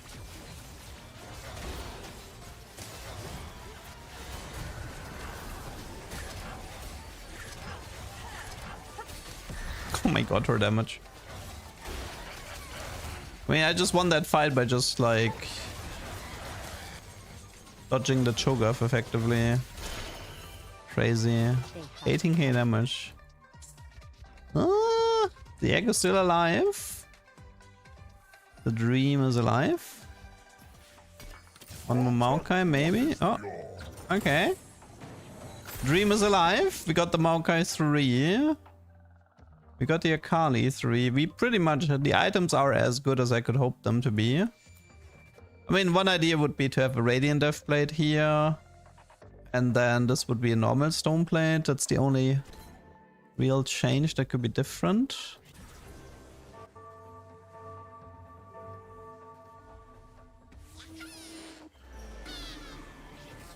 Well, the good thing about this positioning is Akali should reach the back line, right? Not be stuck on the mech, maybe?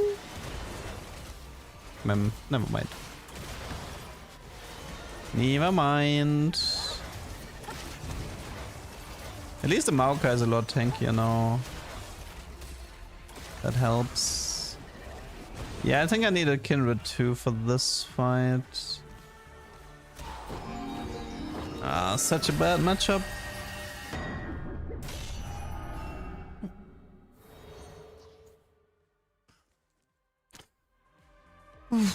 Would Riot make a double Nova Selector as an augment?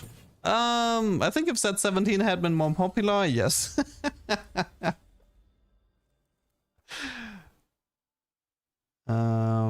This was a Gali reroll.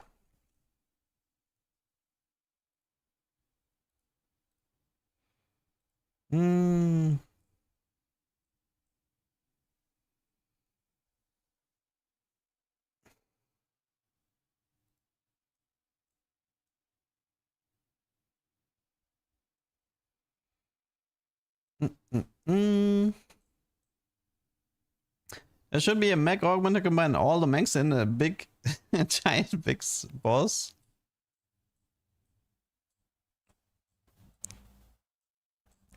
Maybe next time.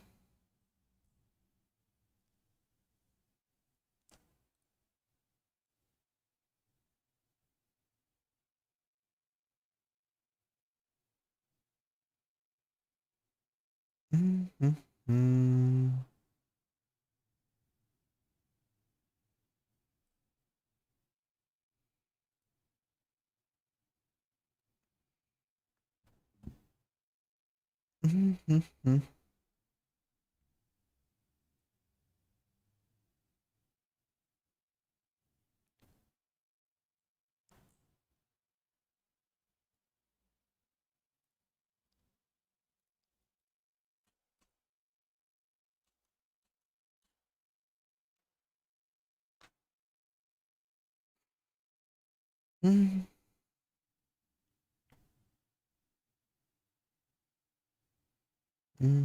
I guess in the break we can talk a little bit while we're queuing. We can talk a little bit about set 18. Did you guys see any combos already for set 18? Yeah, I don't know. Like set 17 just didn't vibe with people. I would say the theming was very bad. Set 17 had a really weak theme. And theme is important. Like, for example, 15 had a lot of issues, but actually it did have a very cohesive theme with the cell shading and the tournament thing. So that actually kind of sort of like helped set 15, even though it had so many issues.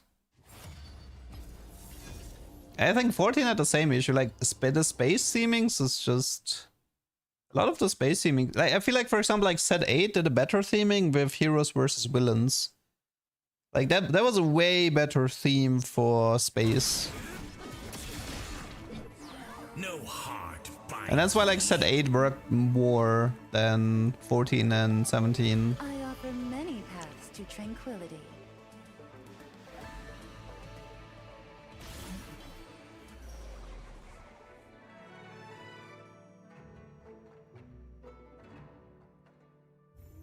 Yeah, I don't know, like 17 had like a few, like, it had the problem of having to follow 16, it had the problem of having a weak theme, it had the removing carousel ended up being a bad decision that people didn't like, it had a weak set mechanic, like, and for some people this is enough, right? Like, they don't care about the units and the traits and whatnot. All of these things that I just mentioned is enough for them to hate a set.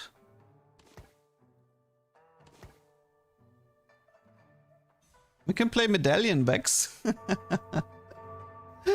Probably not a good idea.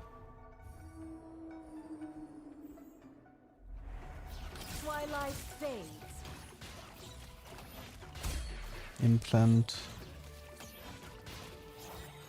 Yeah, set 18 was the one that had like every champion had a hero augment. I'll savor this.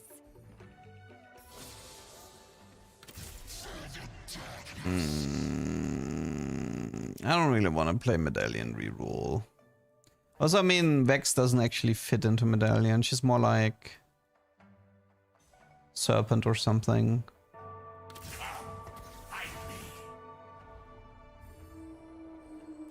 I mean, there's Medallion Lulu, but meh. I mean, there was something like a Dawncore Medallion Lulu was technically on my to-do list, but need an artifact for that. One sec. Is there something that can help us here?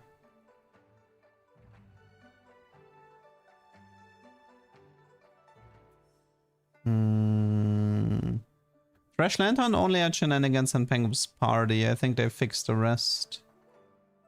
Don't remember something here. Avalon, Zoraka, Varus. Nothing particularly interesting.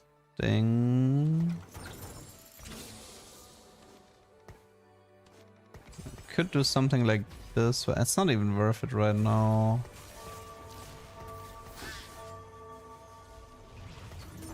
Let's finish this. I don't know, not really sure where this is going just yet.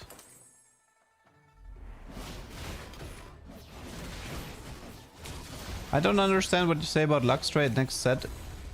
I mean, the way Lux works is that there's like 7 different versions or something of Lux, and they're gonna like appear with the different traits in your shop. Now, when you buy one, like let's say this Briar is an Elderwood Lux. The moment I buy her, or like the moment she appears in my shop, pretty much, nobody else can have an Elderwood Lux. Like, if I buy her, nobody will ever be able to find Elderwood Lux. If I sell her, then everybody can find Elderwood Lux again. And if I buy her, I will only see Elderwood Lux from that point on. That's kind of how Lux works. And she's kind of important for prismatics, so it is actually possible to deny prismatics. Like, if you see a guy has like 2 Elderwood emblems, you could actively look for Elderwood Lux, buy her, and then you kind of like kill his prismatic. Which I'm gonna assume a lot of people are not gonna be happy about that. That it works like this.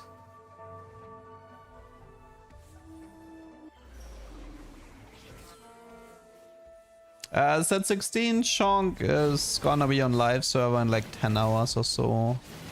It's never like the additional game modes, they never appear right at the beginning. They always take like 12 to 24 hours before they arrive.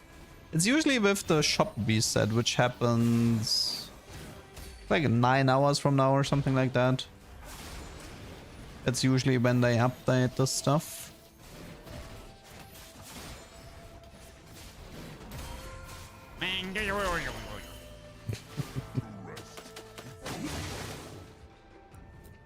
This was reroll opener encounter.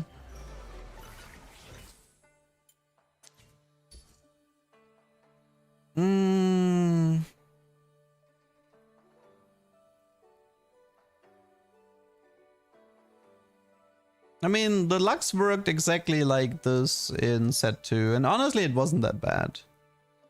There was like high roll moments of finding a really valuable Lux early, and then you felt really good about that. Like in set 2 it was like, if you find an early Shadow Lux while you're playing Shadow, it's like, oh my god, this is like so OP now. Crystal Lux was always a fun one to add and to go like deep into the Crystal trade and have like massive damage reduction on your team. Steel Lux was a really popular one. If you were playing like a Nocturne setup and you found a Steel Lux, you were like super happy about it. But there was also like a bunch of Lux that you just didn't want, that you didn't care about. And often, I mean, there will be people who are looking for the same Lux, and then if one of them finds it and the other doesn't, then they're gonna spam ping you. But Riot said they are open to changing how Lux works if people hate it on the PvE server. So we probably, like, I mean, we know we're gonna have a 4-week PvE cycle. So if within this PvE cycle people are like, yeah, this whole Lux thing isn't really working out, then yeah, Riot is gonna change it. I'm surprised they took away Pengu's bar. I mean, they want people to play the Chonk, set 16 Chonk instead of Pengu, I guess. But they could have kept Pengu around for 2 weeks longer, I think.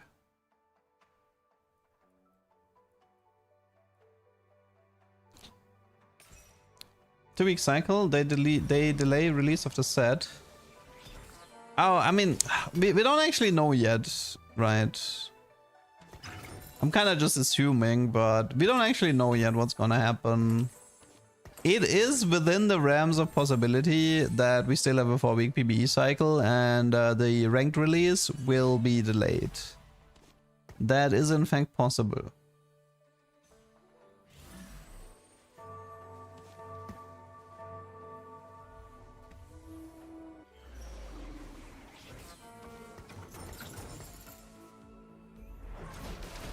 Could have been a good game for Serpent Stargazer, but only have Medallion here. Probably should play the Pantheon for bonus gold.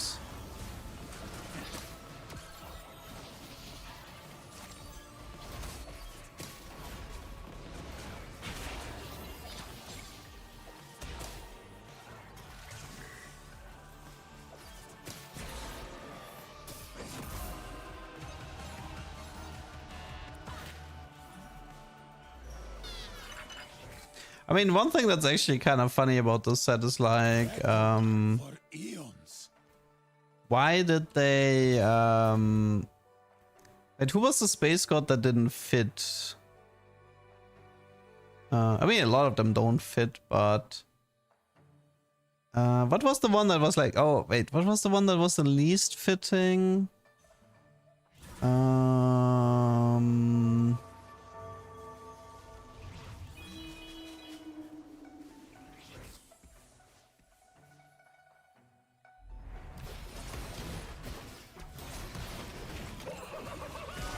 Whatever. But yeah, the point is like, it was an interesting choice to not have Zoe as a space god. Considering Zoe literally is a space god. And she's Mischief, which means that she should have been Thresh. Zoe should have been Thresh. Because she's the one who's responsible for chaos. And her theming would fit really well. So that's a really strange decision. And you can't make the argument that Zoe is a unit, because Aurelian is also a unit.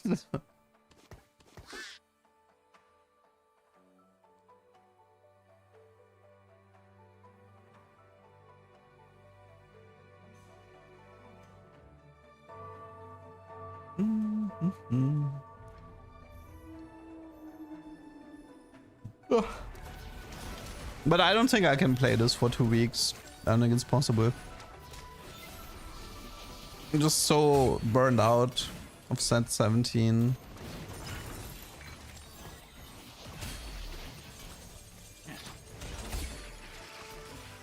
No fighting destiny.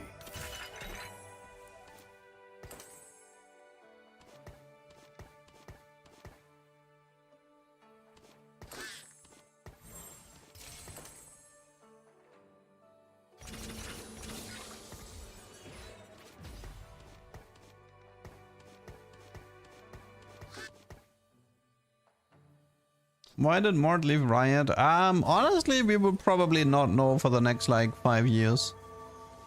It's heavily implied he got fired. But what people rightfully concluded is, or like what people are kind of often forgetting about, that it's a big corporation and it could be something as simple as office politics. There's like so many things that could be the reason. Pissing off the wrong guy. The fact that he moved to a different state and was only visiting the Riot office from time to time.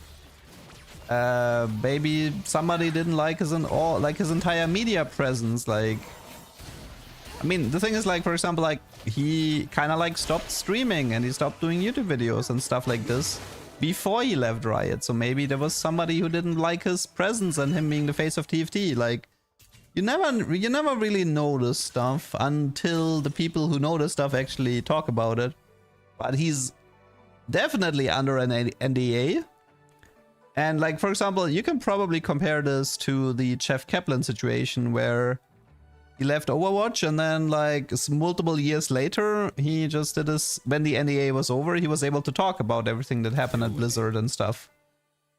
And this is pretty much the same thing, right? Like, it's kind of pointless to speculate because we don't know what was happening behind the scenes. And therefore, we just have to kind of like accept that this is the way it is.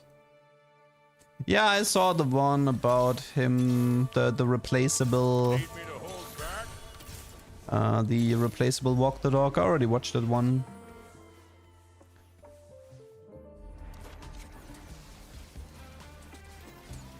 I do think people are overreacting.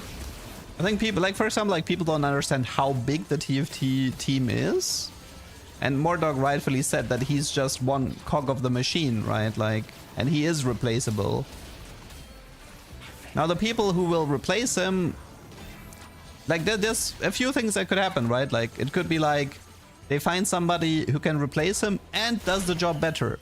It could be that they need 2 or 3 people to replace him and they can do the job equal, or they are capable of replacing him and do something equal but in a different way or in a different direction, right? Like, all of these things are possible, and I don't really think that we need like to stress out too much about it.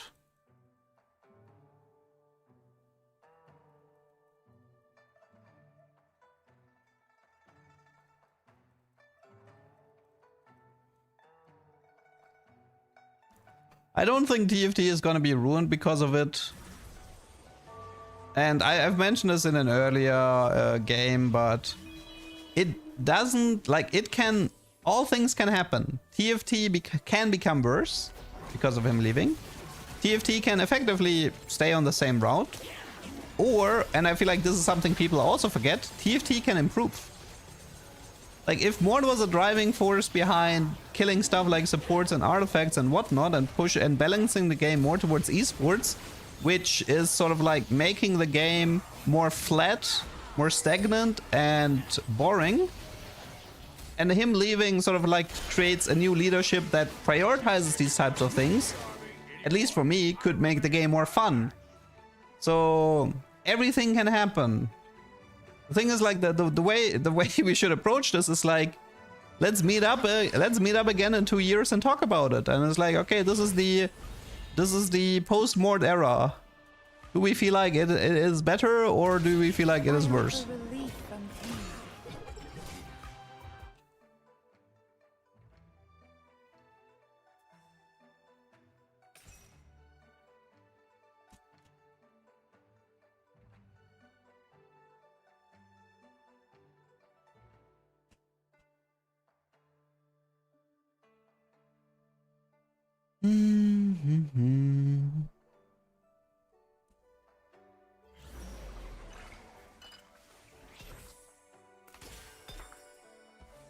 Doing it. Fight me. Do I even want to play those? Kind of feels flat.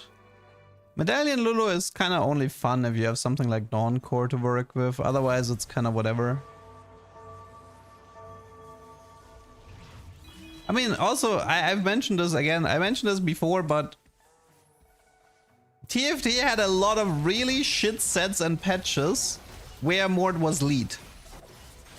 So I don't know why we're having like this rose glass of everything was perfect under his leadership, because it wasn't. And especially in the most recent sets, things have been pretty, like, you know, like 11. I mean, well, 12 was a fun set, but it had a lot of issues as well. But like 11 and then 14, 17, even 16 for me had a ton of issues. Like the fact that you have a 100 unit, but you couldn't manage to do a support unit. Like, what the fuck? Or like the need to kill artifacts for 16. Like, thank you for that.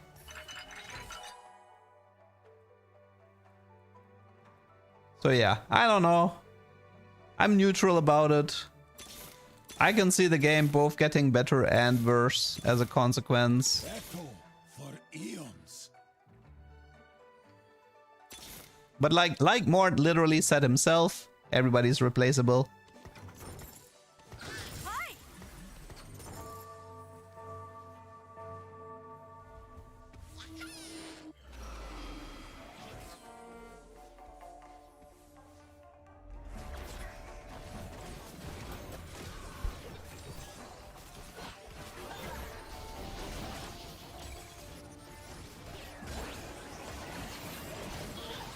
How's the patch looking? Yeah, I wanted to play some Vex Stargazer, but haven't really gotten an interesting Stargazer trade for that yet. I tried a little bit around with Shen. Shen is like even easier to fit into more comps now, which is kind of nice. I've not managed to reach 5 anima yet. Old man with a lamp coming through. A solid giggle should do the trick.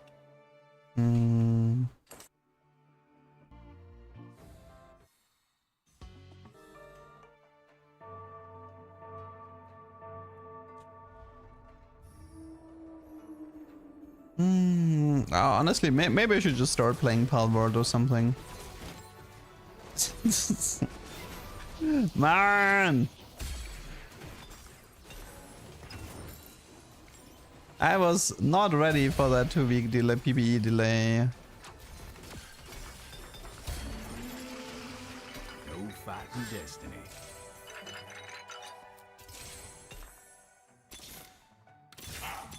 Fight me. Do not give up.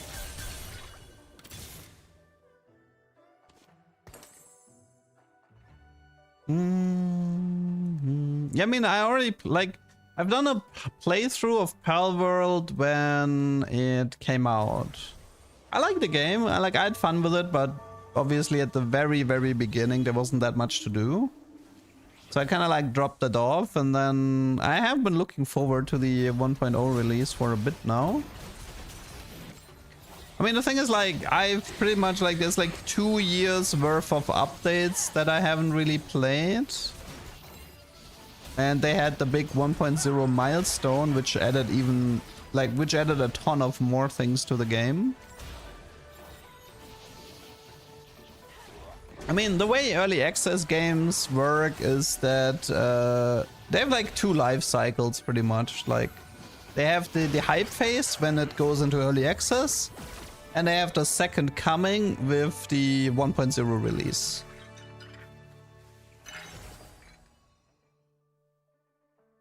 Old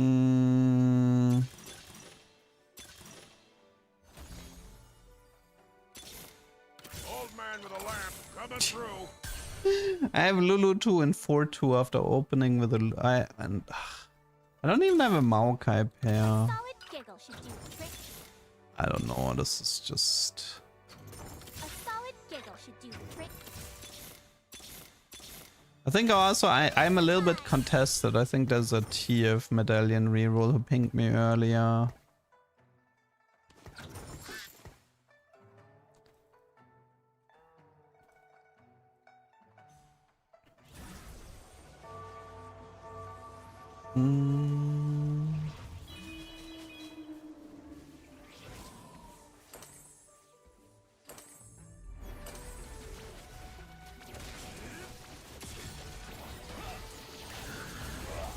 I mean, right, well, now's the perfect time to play Palworld Echelon because we have 2 weeks to kill before the next TFT set.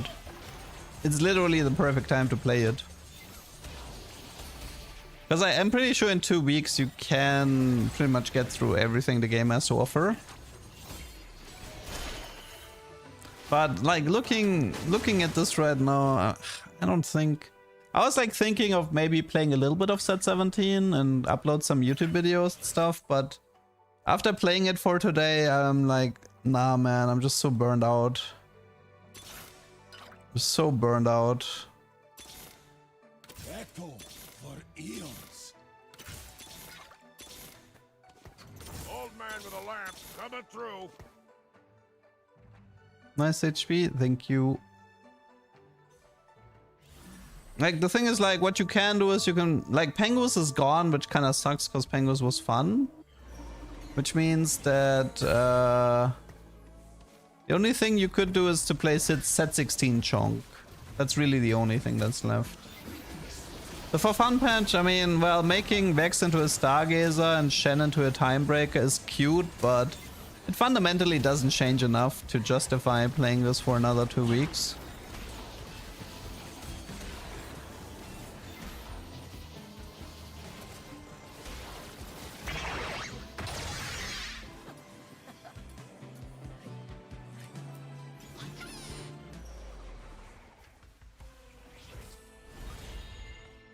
Which burns brighter? The fire of retribution. Mm-hmm.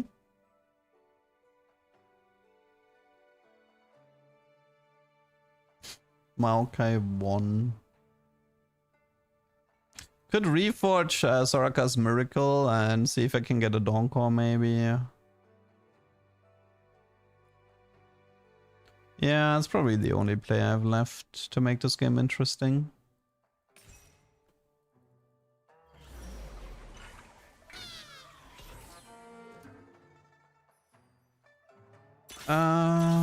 Anything here?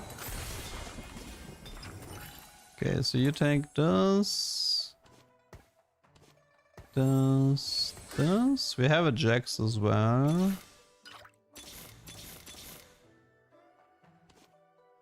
We should wait for Lulu.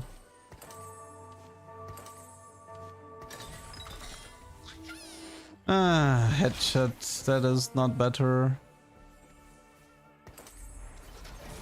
I don't think I can get another Reforger, right? So this is kind of doomed.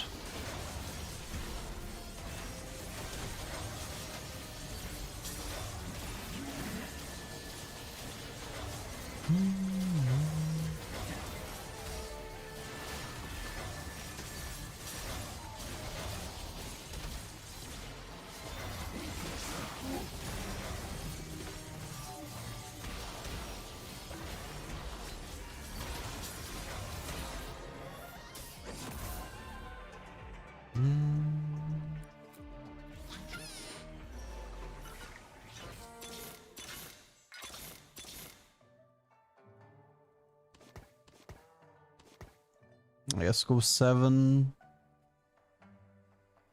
I don't know. We don't have enough 3 stars for the medallion either, so this game is kinda... this game is kinda cooked.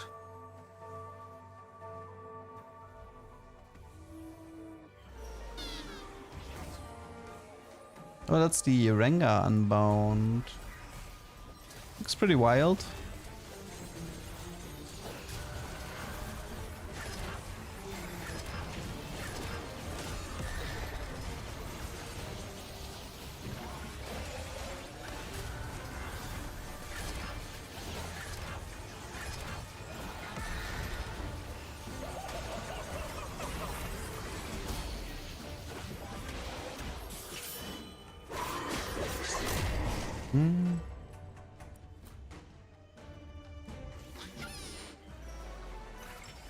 My work is not done.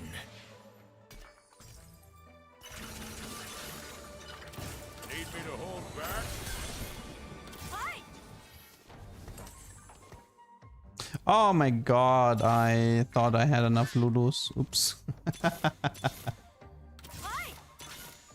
It's pulled. Okay. Never punished. Well, I guess I did get punished with that stupid headshot, but... Rage bait.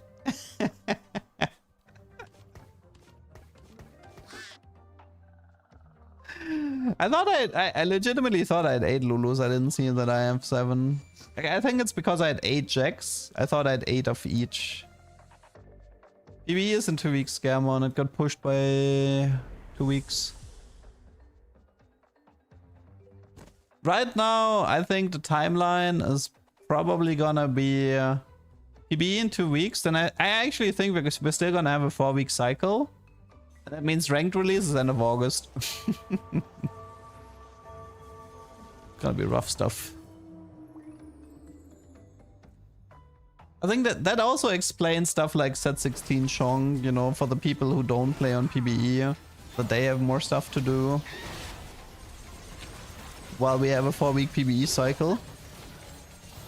It is, in a way, it is pretty funny that at the beginning we thought this was one of the shortest sets with 7 patches per 2 weeks. But then it ended up being, it might actually be one of the longest sets with the pushback, the increased PvE cycle, and 1 3-week cycle. How the tables have turned.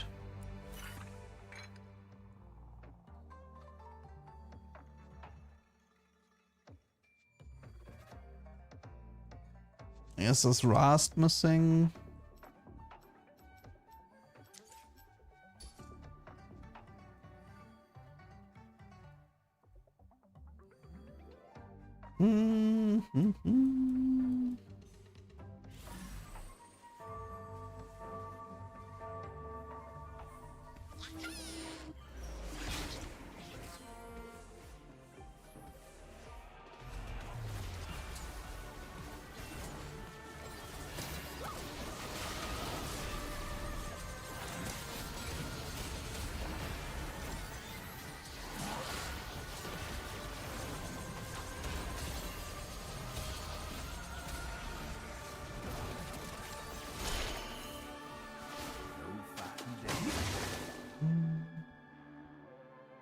Nah, they're gonna bring mech support back. They clearly stated that. So I think right now the priority list is like, first of all, they need to make PvE playable and fix like all the major stuff that set 18 has with the engine swap. Then once like set 18 is in a stable spot, I think they're gonna start working on mech support again.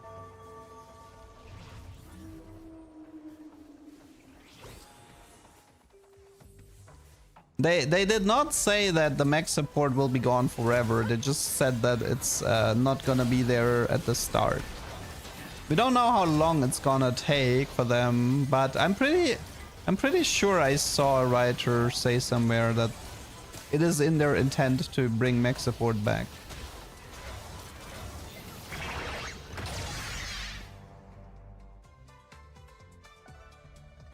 What am I looking forward for set 18? Well, there's a few. Like Rift Beast looks fun. I feel like Spryken is gonna be one of the more fun traits to cook with.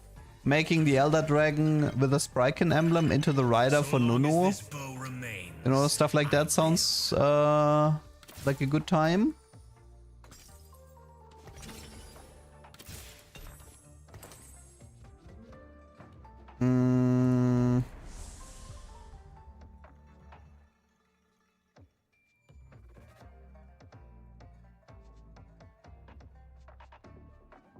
I'm also looking forward to scouting, seeing people with 2 emblems.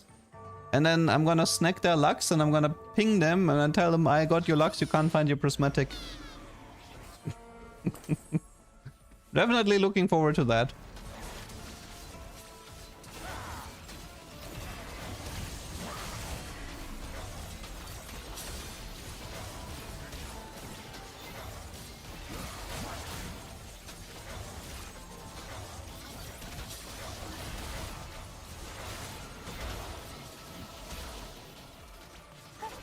Okay, well, that's that. Okay. No, I think I'm still done with 17. It's there's nothing left to do, and I'm kind of like burned out of the set. Like, Penguin's Party definitely was a good way to prolong the game a bit, but yeah. I can't imagine myself playing this for more. I like, maybe I can try to do like some Pal World and some League Classic in those 2 weeks. Try to kill the time that way. Maybe.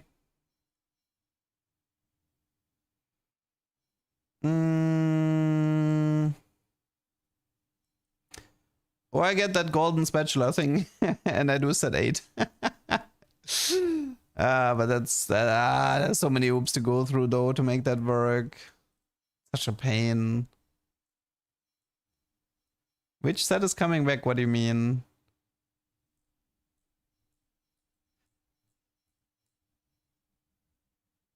Your most fun idea is to troll. I love it.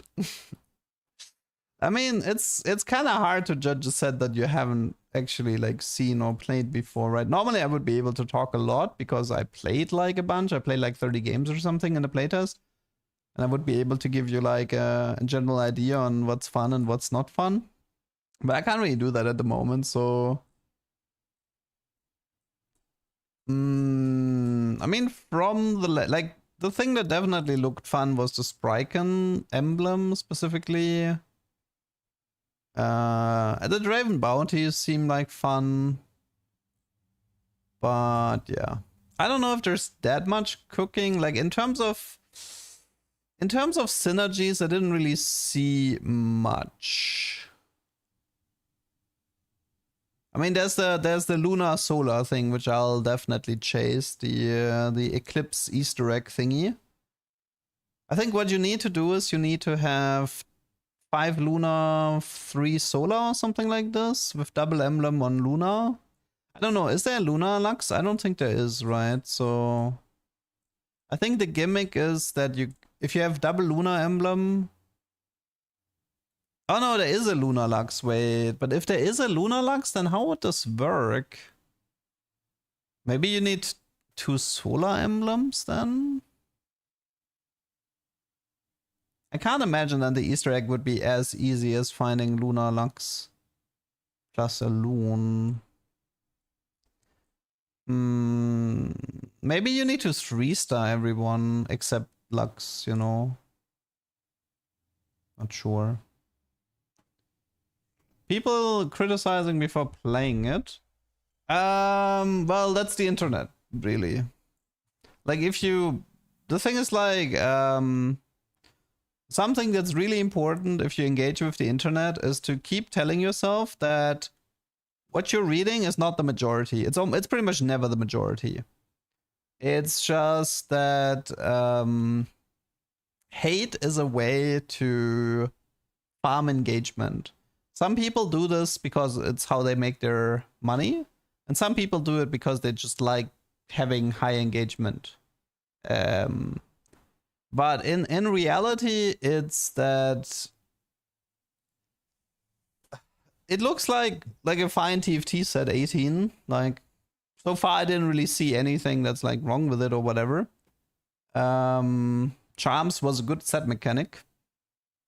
It was definitely one of the better set mechanics we had, so I don't have any issues with Charms returning. And the Lex mechanic was interesting back in set 2 as well, so again, that stuff doesn't really bother me. But yeah.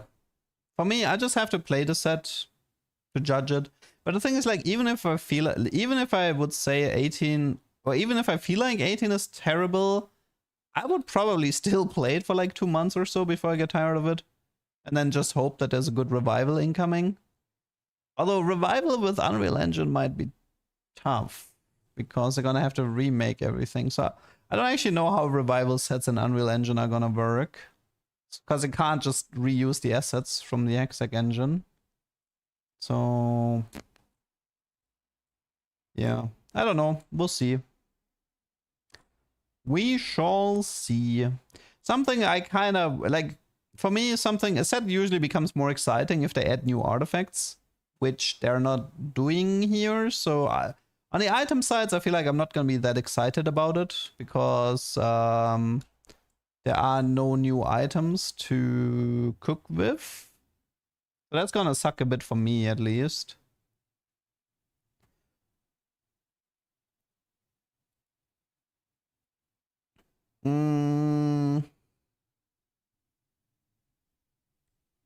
But yeah, we'll see.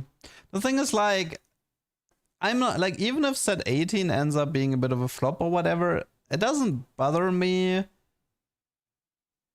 as long as 19 is good, right? Like, if the sets starting 19 are, like, popular and successful, then 18 being a mishap doesn't bother me as much. I mean, yeah, in the beginning of the PBE, there's obviously gonna be a lot of bug content, which I can do, which is fine. Like, one issue with doing bug content on YouTube, at least, on the main channel, is that people take bug videos as a excuse to hate on Riot.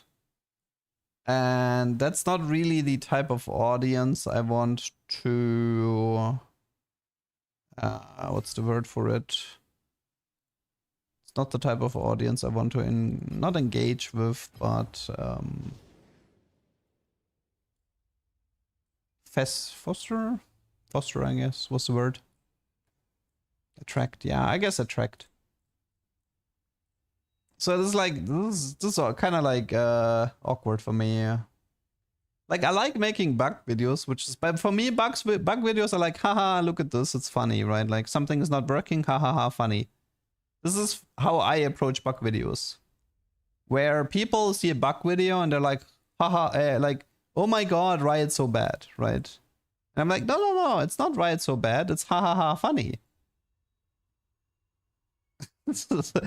And like, this is the problem for me. I would love to make more videos about bugs and whatnot, but if I make my entire content about bugs, I cultivate an audience that I don't really want. It's like doing a YouTube channel where all you cover is drama, right? Like, the audience you're gonna get from that is really bad. Which is why I tend to focus a little bit more on texts, you know, like funny texts, funny texts that are sometimes useful, sometimes useless, or like really rare interactions that can occur. But yeah. I mean, Pangos is gone already, so with Pangos we kind of knew they wouldn't do any bug fixes because the mode is already gone. There's no point invest time into bug fixing Pangos when they need everybody who can bug fix at set 18. I mean, there is something just fun about a developer either forgetting about something, like the Thresh Lantern stuff, for example. It's like, somebody forgot that you can use Thresh Lantern to pull Elder Dragon, which removes the player debuff, and then it becomes super OP. That's funny. And the thing about bugs is also, for me, bugs are great if they're rare. Like, oh, I need to get an Elder Dragon from Bard and have Thresh Lantern. That's like super rare, right? So if I make a video about it, it's like, it's not gonna ruin ranked, because it's gonna happen like 1 in 100. It's like, if it's like a 1 in 100 interaction, then who cares, right? Like, you're never gonna, it's never gonna cause an actual issue. The only problem is, like, if you, the big problem videos are the ones where they're 1 in 1. So it's like, hey guys, you can always hard force the same anomaly on Gangplank and he will permacast and you auto win the entire lobby, right? These bugs are problematic because they appear every single game. You can replicate them every single game, and they massively influence the outcome of the lobby. So with these types of bug videos, you have to be a little bit more careful. Because Riot also doesn't want me to produce these types of bug videos. Goron, thank you for the sub. Thank you, thank you. I mean, the green kale thing is something that would have needed to fix if the mode was like a round longer. But since the mode was so short, like it was more of a novelty bug. But yeah.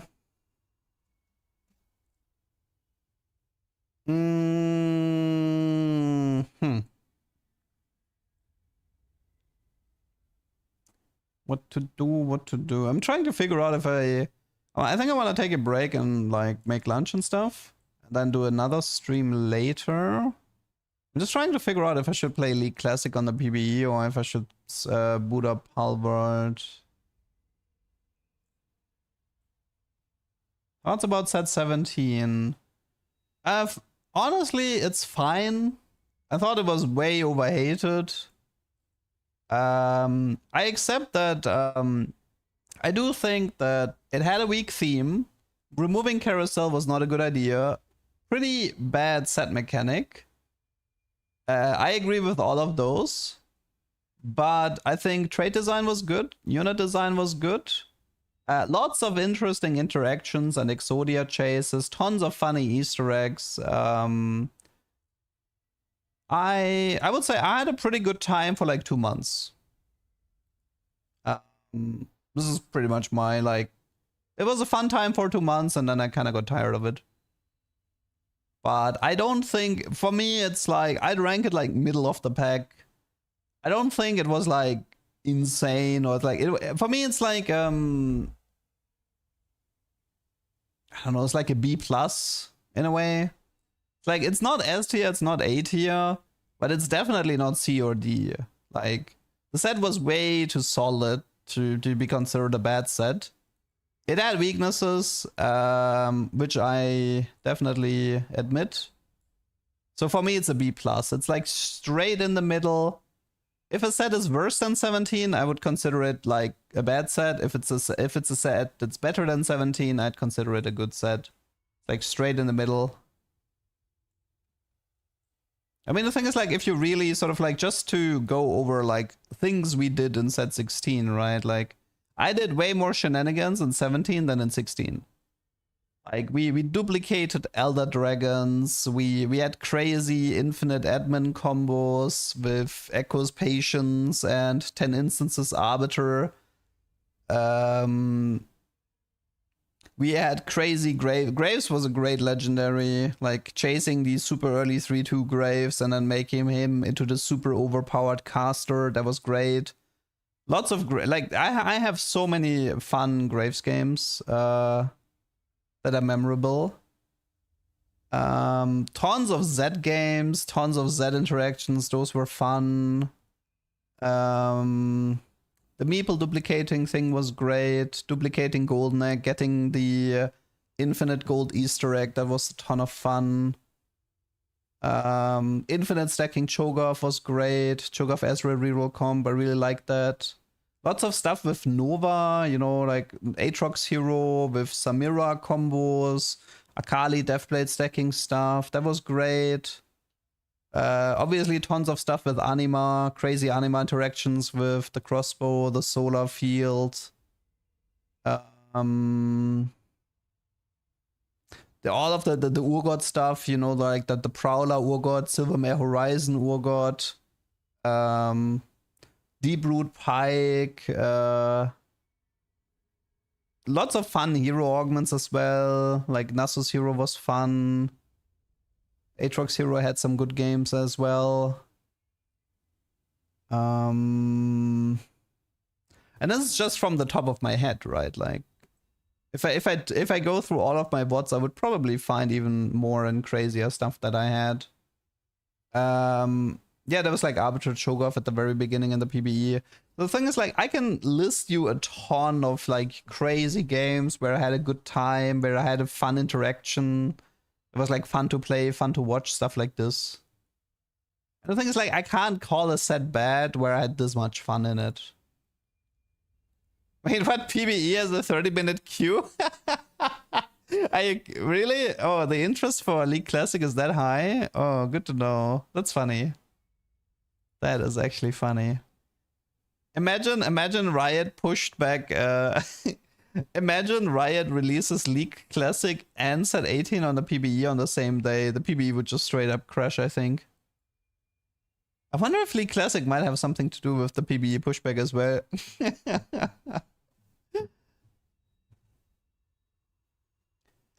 For me, the thing about unlocks is, and I will say this, so unlocks as a mechanic has a lot of potential, but its execution in set 16 was dog shit. I am absolutely standing by that statement. Unlock, great idea, but that was a really shitty execution in set 16. I do not want a bunch of garbage unit unlocks that I get from passively playing the game. No, thank you. I don't need to unlock poppies left and right that I don't want. So unlocks, definitely, we don't need that many early game unlocks. We want like a few interesting early game unlocks, like Bard is great. You know, they like Bard really changes how you play the game and stuff. So more stuff like Bard, less stuff like Poppy. And the other thing for unlocks is, if you increase the champion pool, for the love of God, add support units. For the I don't give a shit. Add support units. Let people who enjoy support units jump through a hoop to get these support units. And I don't give a shit if they don't carry. I don't ever want to see a unit again that has deal 80% damage, do 20% shield. That is not a support unit. That is a carry with extra steps. So use the unlock mechanic to sort of like create a more interesting variety roster. Like add legendary support units, add tier 4 units, do aura units like Skana and Taric. Those were great. I don't really consider Skana and Taric as support units, but I consider them as like aura units, which is still interesting, and they should, like, stuff like Taric and Skana should stay. What are support units? A support unit would be like, for example, like you, if the unit, like Zoraka set 3. Zoraka set 3, when she was casting, she would just heal all of your units, and that's it. That's what she did. She just healed units. Okay? Or like Jenna set 3. When you place Jenna, your magic damage converts into true damage, and your physical damage converts into magic damage. Or something like this it was. And then when she casts, she throws a bunch of tornadoes onto the field.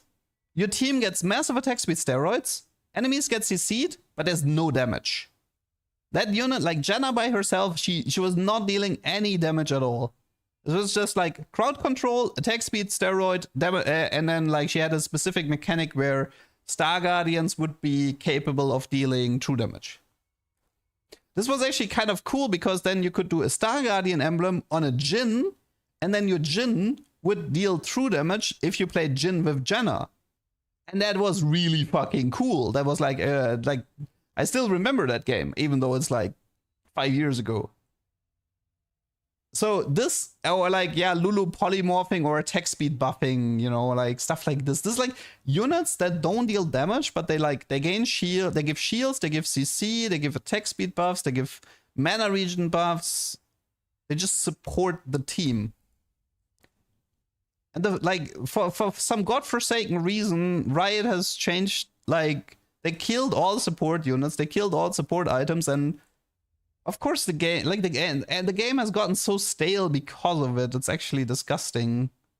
Because all units kind of like feel samey because, I mean, there's only this many variations you can do of a carry.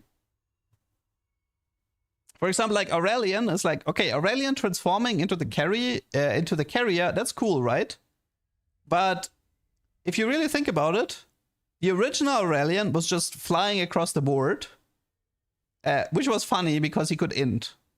The Smolder would fly away from enemy units, which was also cool because then they were chasing him across the entire board. Set 17 Aurelion is literally just doing an 8 on the backline of your board. So even though he becomes like this flying spaceship, he always just does a circle in your own backline, which is kind of pointless. He doesn't even escape from enemy carries if they like jump on him. He just continues to do his circle.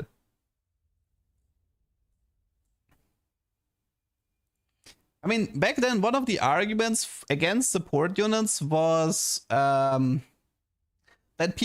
players would be disappointed if they put carry items like Rabadon and Jeweled Gauntlet on a support unit, especially a high tier unit, and then they wouldn't win the fight because of that.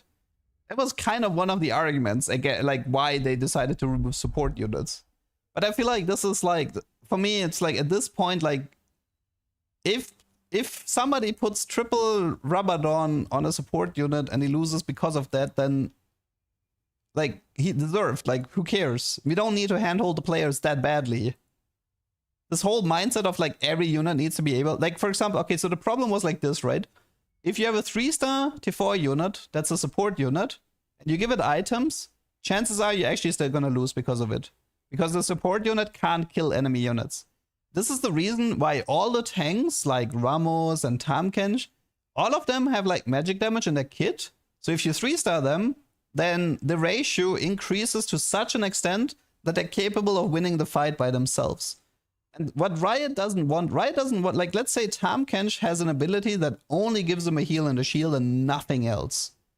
So the problem is now, if people 3-star Tamkench, then he's gonna live, the rest of his team is gonna die, and then you're eventually gonna lose because Tamkench can't 1v9 because he has no damage, because he only has shield and healing. And then players would feel bad because they lose a fight with a 3-star T4 unit. And this is the reasoning why Riot doesn't want, like this is the reason why Riot gives every single unit damage.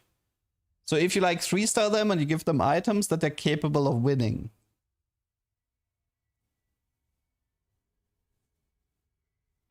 But yeah, I don't know, but it's horrible. Like support items and support units were so important, and we lost so much. The game has gotten like way more stale ever since they made that change.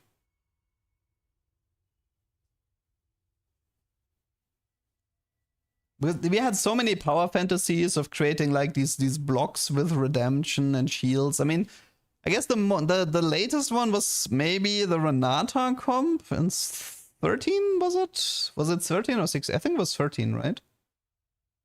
We had like this Renata block in 13 that was probably the last time we had a proper power fantasy of a block that just has like crazy amounts of shields.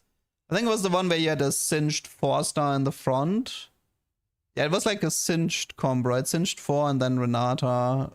And then you had you created like this block where Renata would shield most of your team and stuff like this. But that was a cool comp, like still. Like this was a really fun comp, the Renata Death Boy. And I think a lot of people really liked that comp as well. Like, obviously it wasn't as fun to play against if you couldn't break through the singed and stuff, but it was a fun comp to play and to watch. I mean, I was literally the mana printer in set 3. I was the guy who, in set 3, I opened for, like, I went for Tear Cloak in the first carousel, like the very first carousel when there was no encounters. I went for Tear Cloak there. I open forted stage 2 and 3 to get tears. I was just collecting tears like a complete maniac because the build was it was blue buff double chalice, so you needed 4 tears, which was incredibly difficult to get back in the day. So the funny thing is, like, I opened forted, stole all the tears from the carousel, and then I did the mana battery sonar for like in like this Vel'Koz comp, and it was so much fun. It was such a fun comp. I was heartbroken when that comp got killed. I think they killed Chalice, right? Like they made Chalice not give out mana anymore or something like that. So yeah, I mean, anything that involves like synergies. Every time there's synergy between units and items, that's when I get happy, right? Because like, for me, set 16 was so boring because nothing synergized with each other. You just played the strongest damage dealer with the strongest tank, and you just added a bunch of traits that gave you stats. And for me, oh my god, I was just so bored in set 16 because I was like, all of this feels the same. And nothing properly, like the only cool synergies were like Nidalee being untargetable while Nico's alive. Like, that's a cool synergy, right? But the problem is this is more like the exception, not the rule, right? There's like very, very few things like that in the game. But yeah. So I'm just kind of hoping, like, for me, the unlock mechanic. But the problem is, like, what Riot is probably gonna do is, like, they're just gonna add... They're just gonna double the amount of tier 4 AD carries. They're gonna double the amount of tier 4 AP carries. They're gonna double the amount of tanks. So that the people who play tier 4 builds can always have, like, an alternatives. Like, oh, this guy went for Zarya, therefore I can go for Kindred, right? This is gonna be sort of like the mindset that... And the Zarya is gonna do 3 auto effects with 6 feathers, and the Zarya is gonna do 6 auto attacks with 3 feathers, and it's just fake. And this is what's probably gonna happen, but I don't want this to happen. What I would want to happen is like that you have like, hey, let's add a unit that it's gonna, like, I want a unit that's like, you're gonna shield your highest attack speed unit on the board, and then every auto attack, while the shield is up, every auto attack from that unit is dealing bonus damage. Or something like this, right? Like, oh, okay, so now you're like, okay, so now I want this unit to cast when that unit is ulting, and I want to prioritize like attack speed items on that unit to maximize the bonus magic damage that's coming from the utility unit, right? This is how I want to play the game. This is how I want my brain to think. What I don't want is like, okay, what is my strongest tank? What is the highest LP frontline meta items? And positioning being replaced to be, hey, let's go left side, let's go right side. So yeah, I don't know. So unlocks can solve one of these horrible design issues that we have. And like, again, if you look at 18, find me utility units in 18. I dare you. Find me. Okay, we have like a utility unit in 18 is like, hey guys, Kog'Maw has a trait that has armor shred and a Mars shred. That's great. So if you didn't find if you didn't have Last Whisper or Even Shroud, you can tack in a Kog'Maw and still have armor reduction. But that's like as far as Riot intends to go for utility units. Sup, Dan?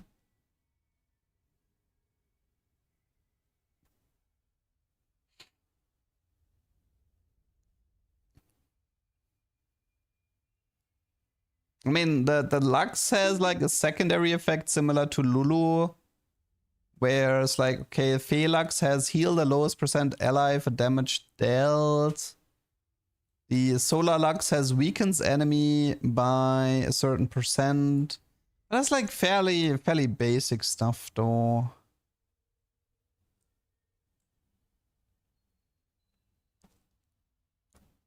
I mean, the thing is, like, for example, I think stuff like Zillion is cool. Like, set for Zillion is just straight up like, I will revive multiple units and that's all I do. That's cool, right? Like, Cultist Zillion was cool.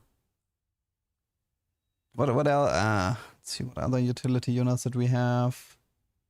It's always so hard to remember everything. I mean, honestly, I think Riot often says that Joy in set 6 was a problem. I thought Joy was great. Like a 3-piece utility core of Janna, Orianna, and Yuumi, and especially Yuumi was great. I thought Joy was awesome.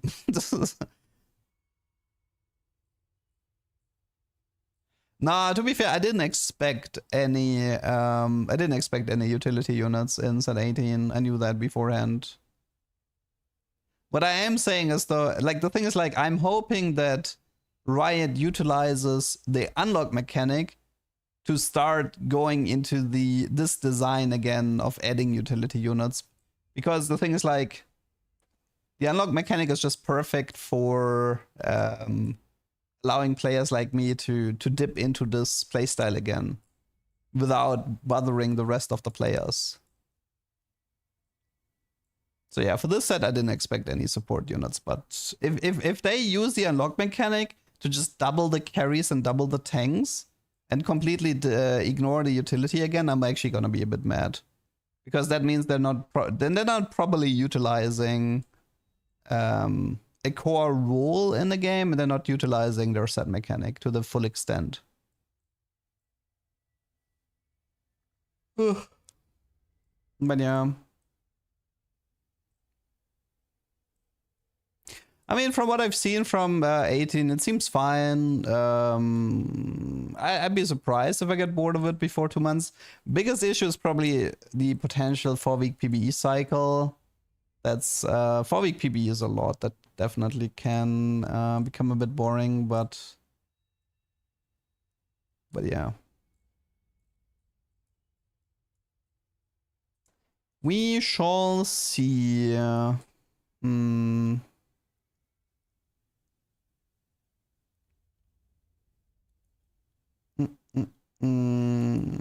Should I play League Classic or should I play?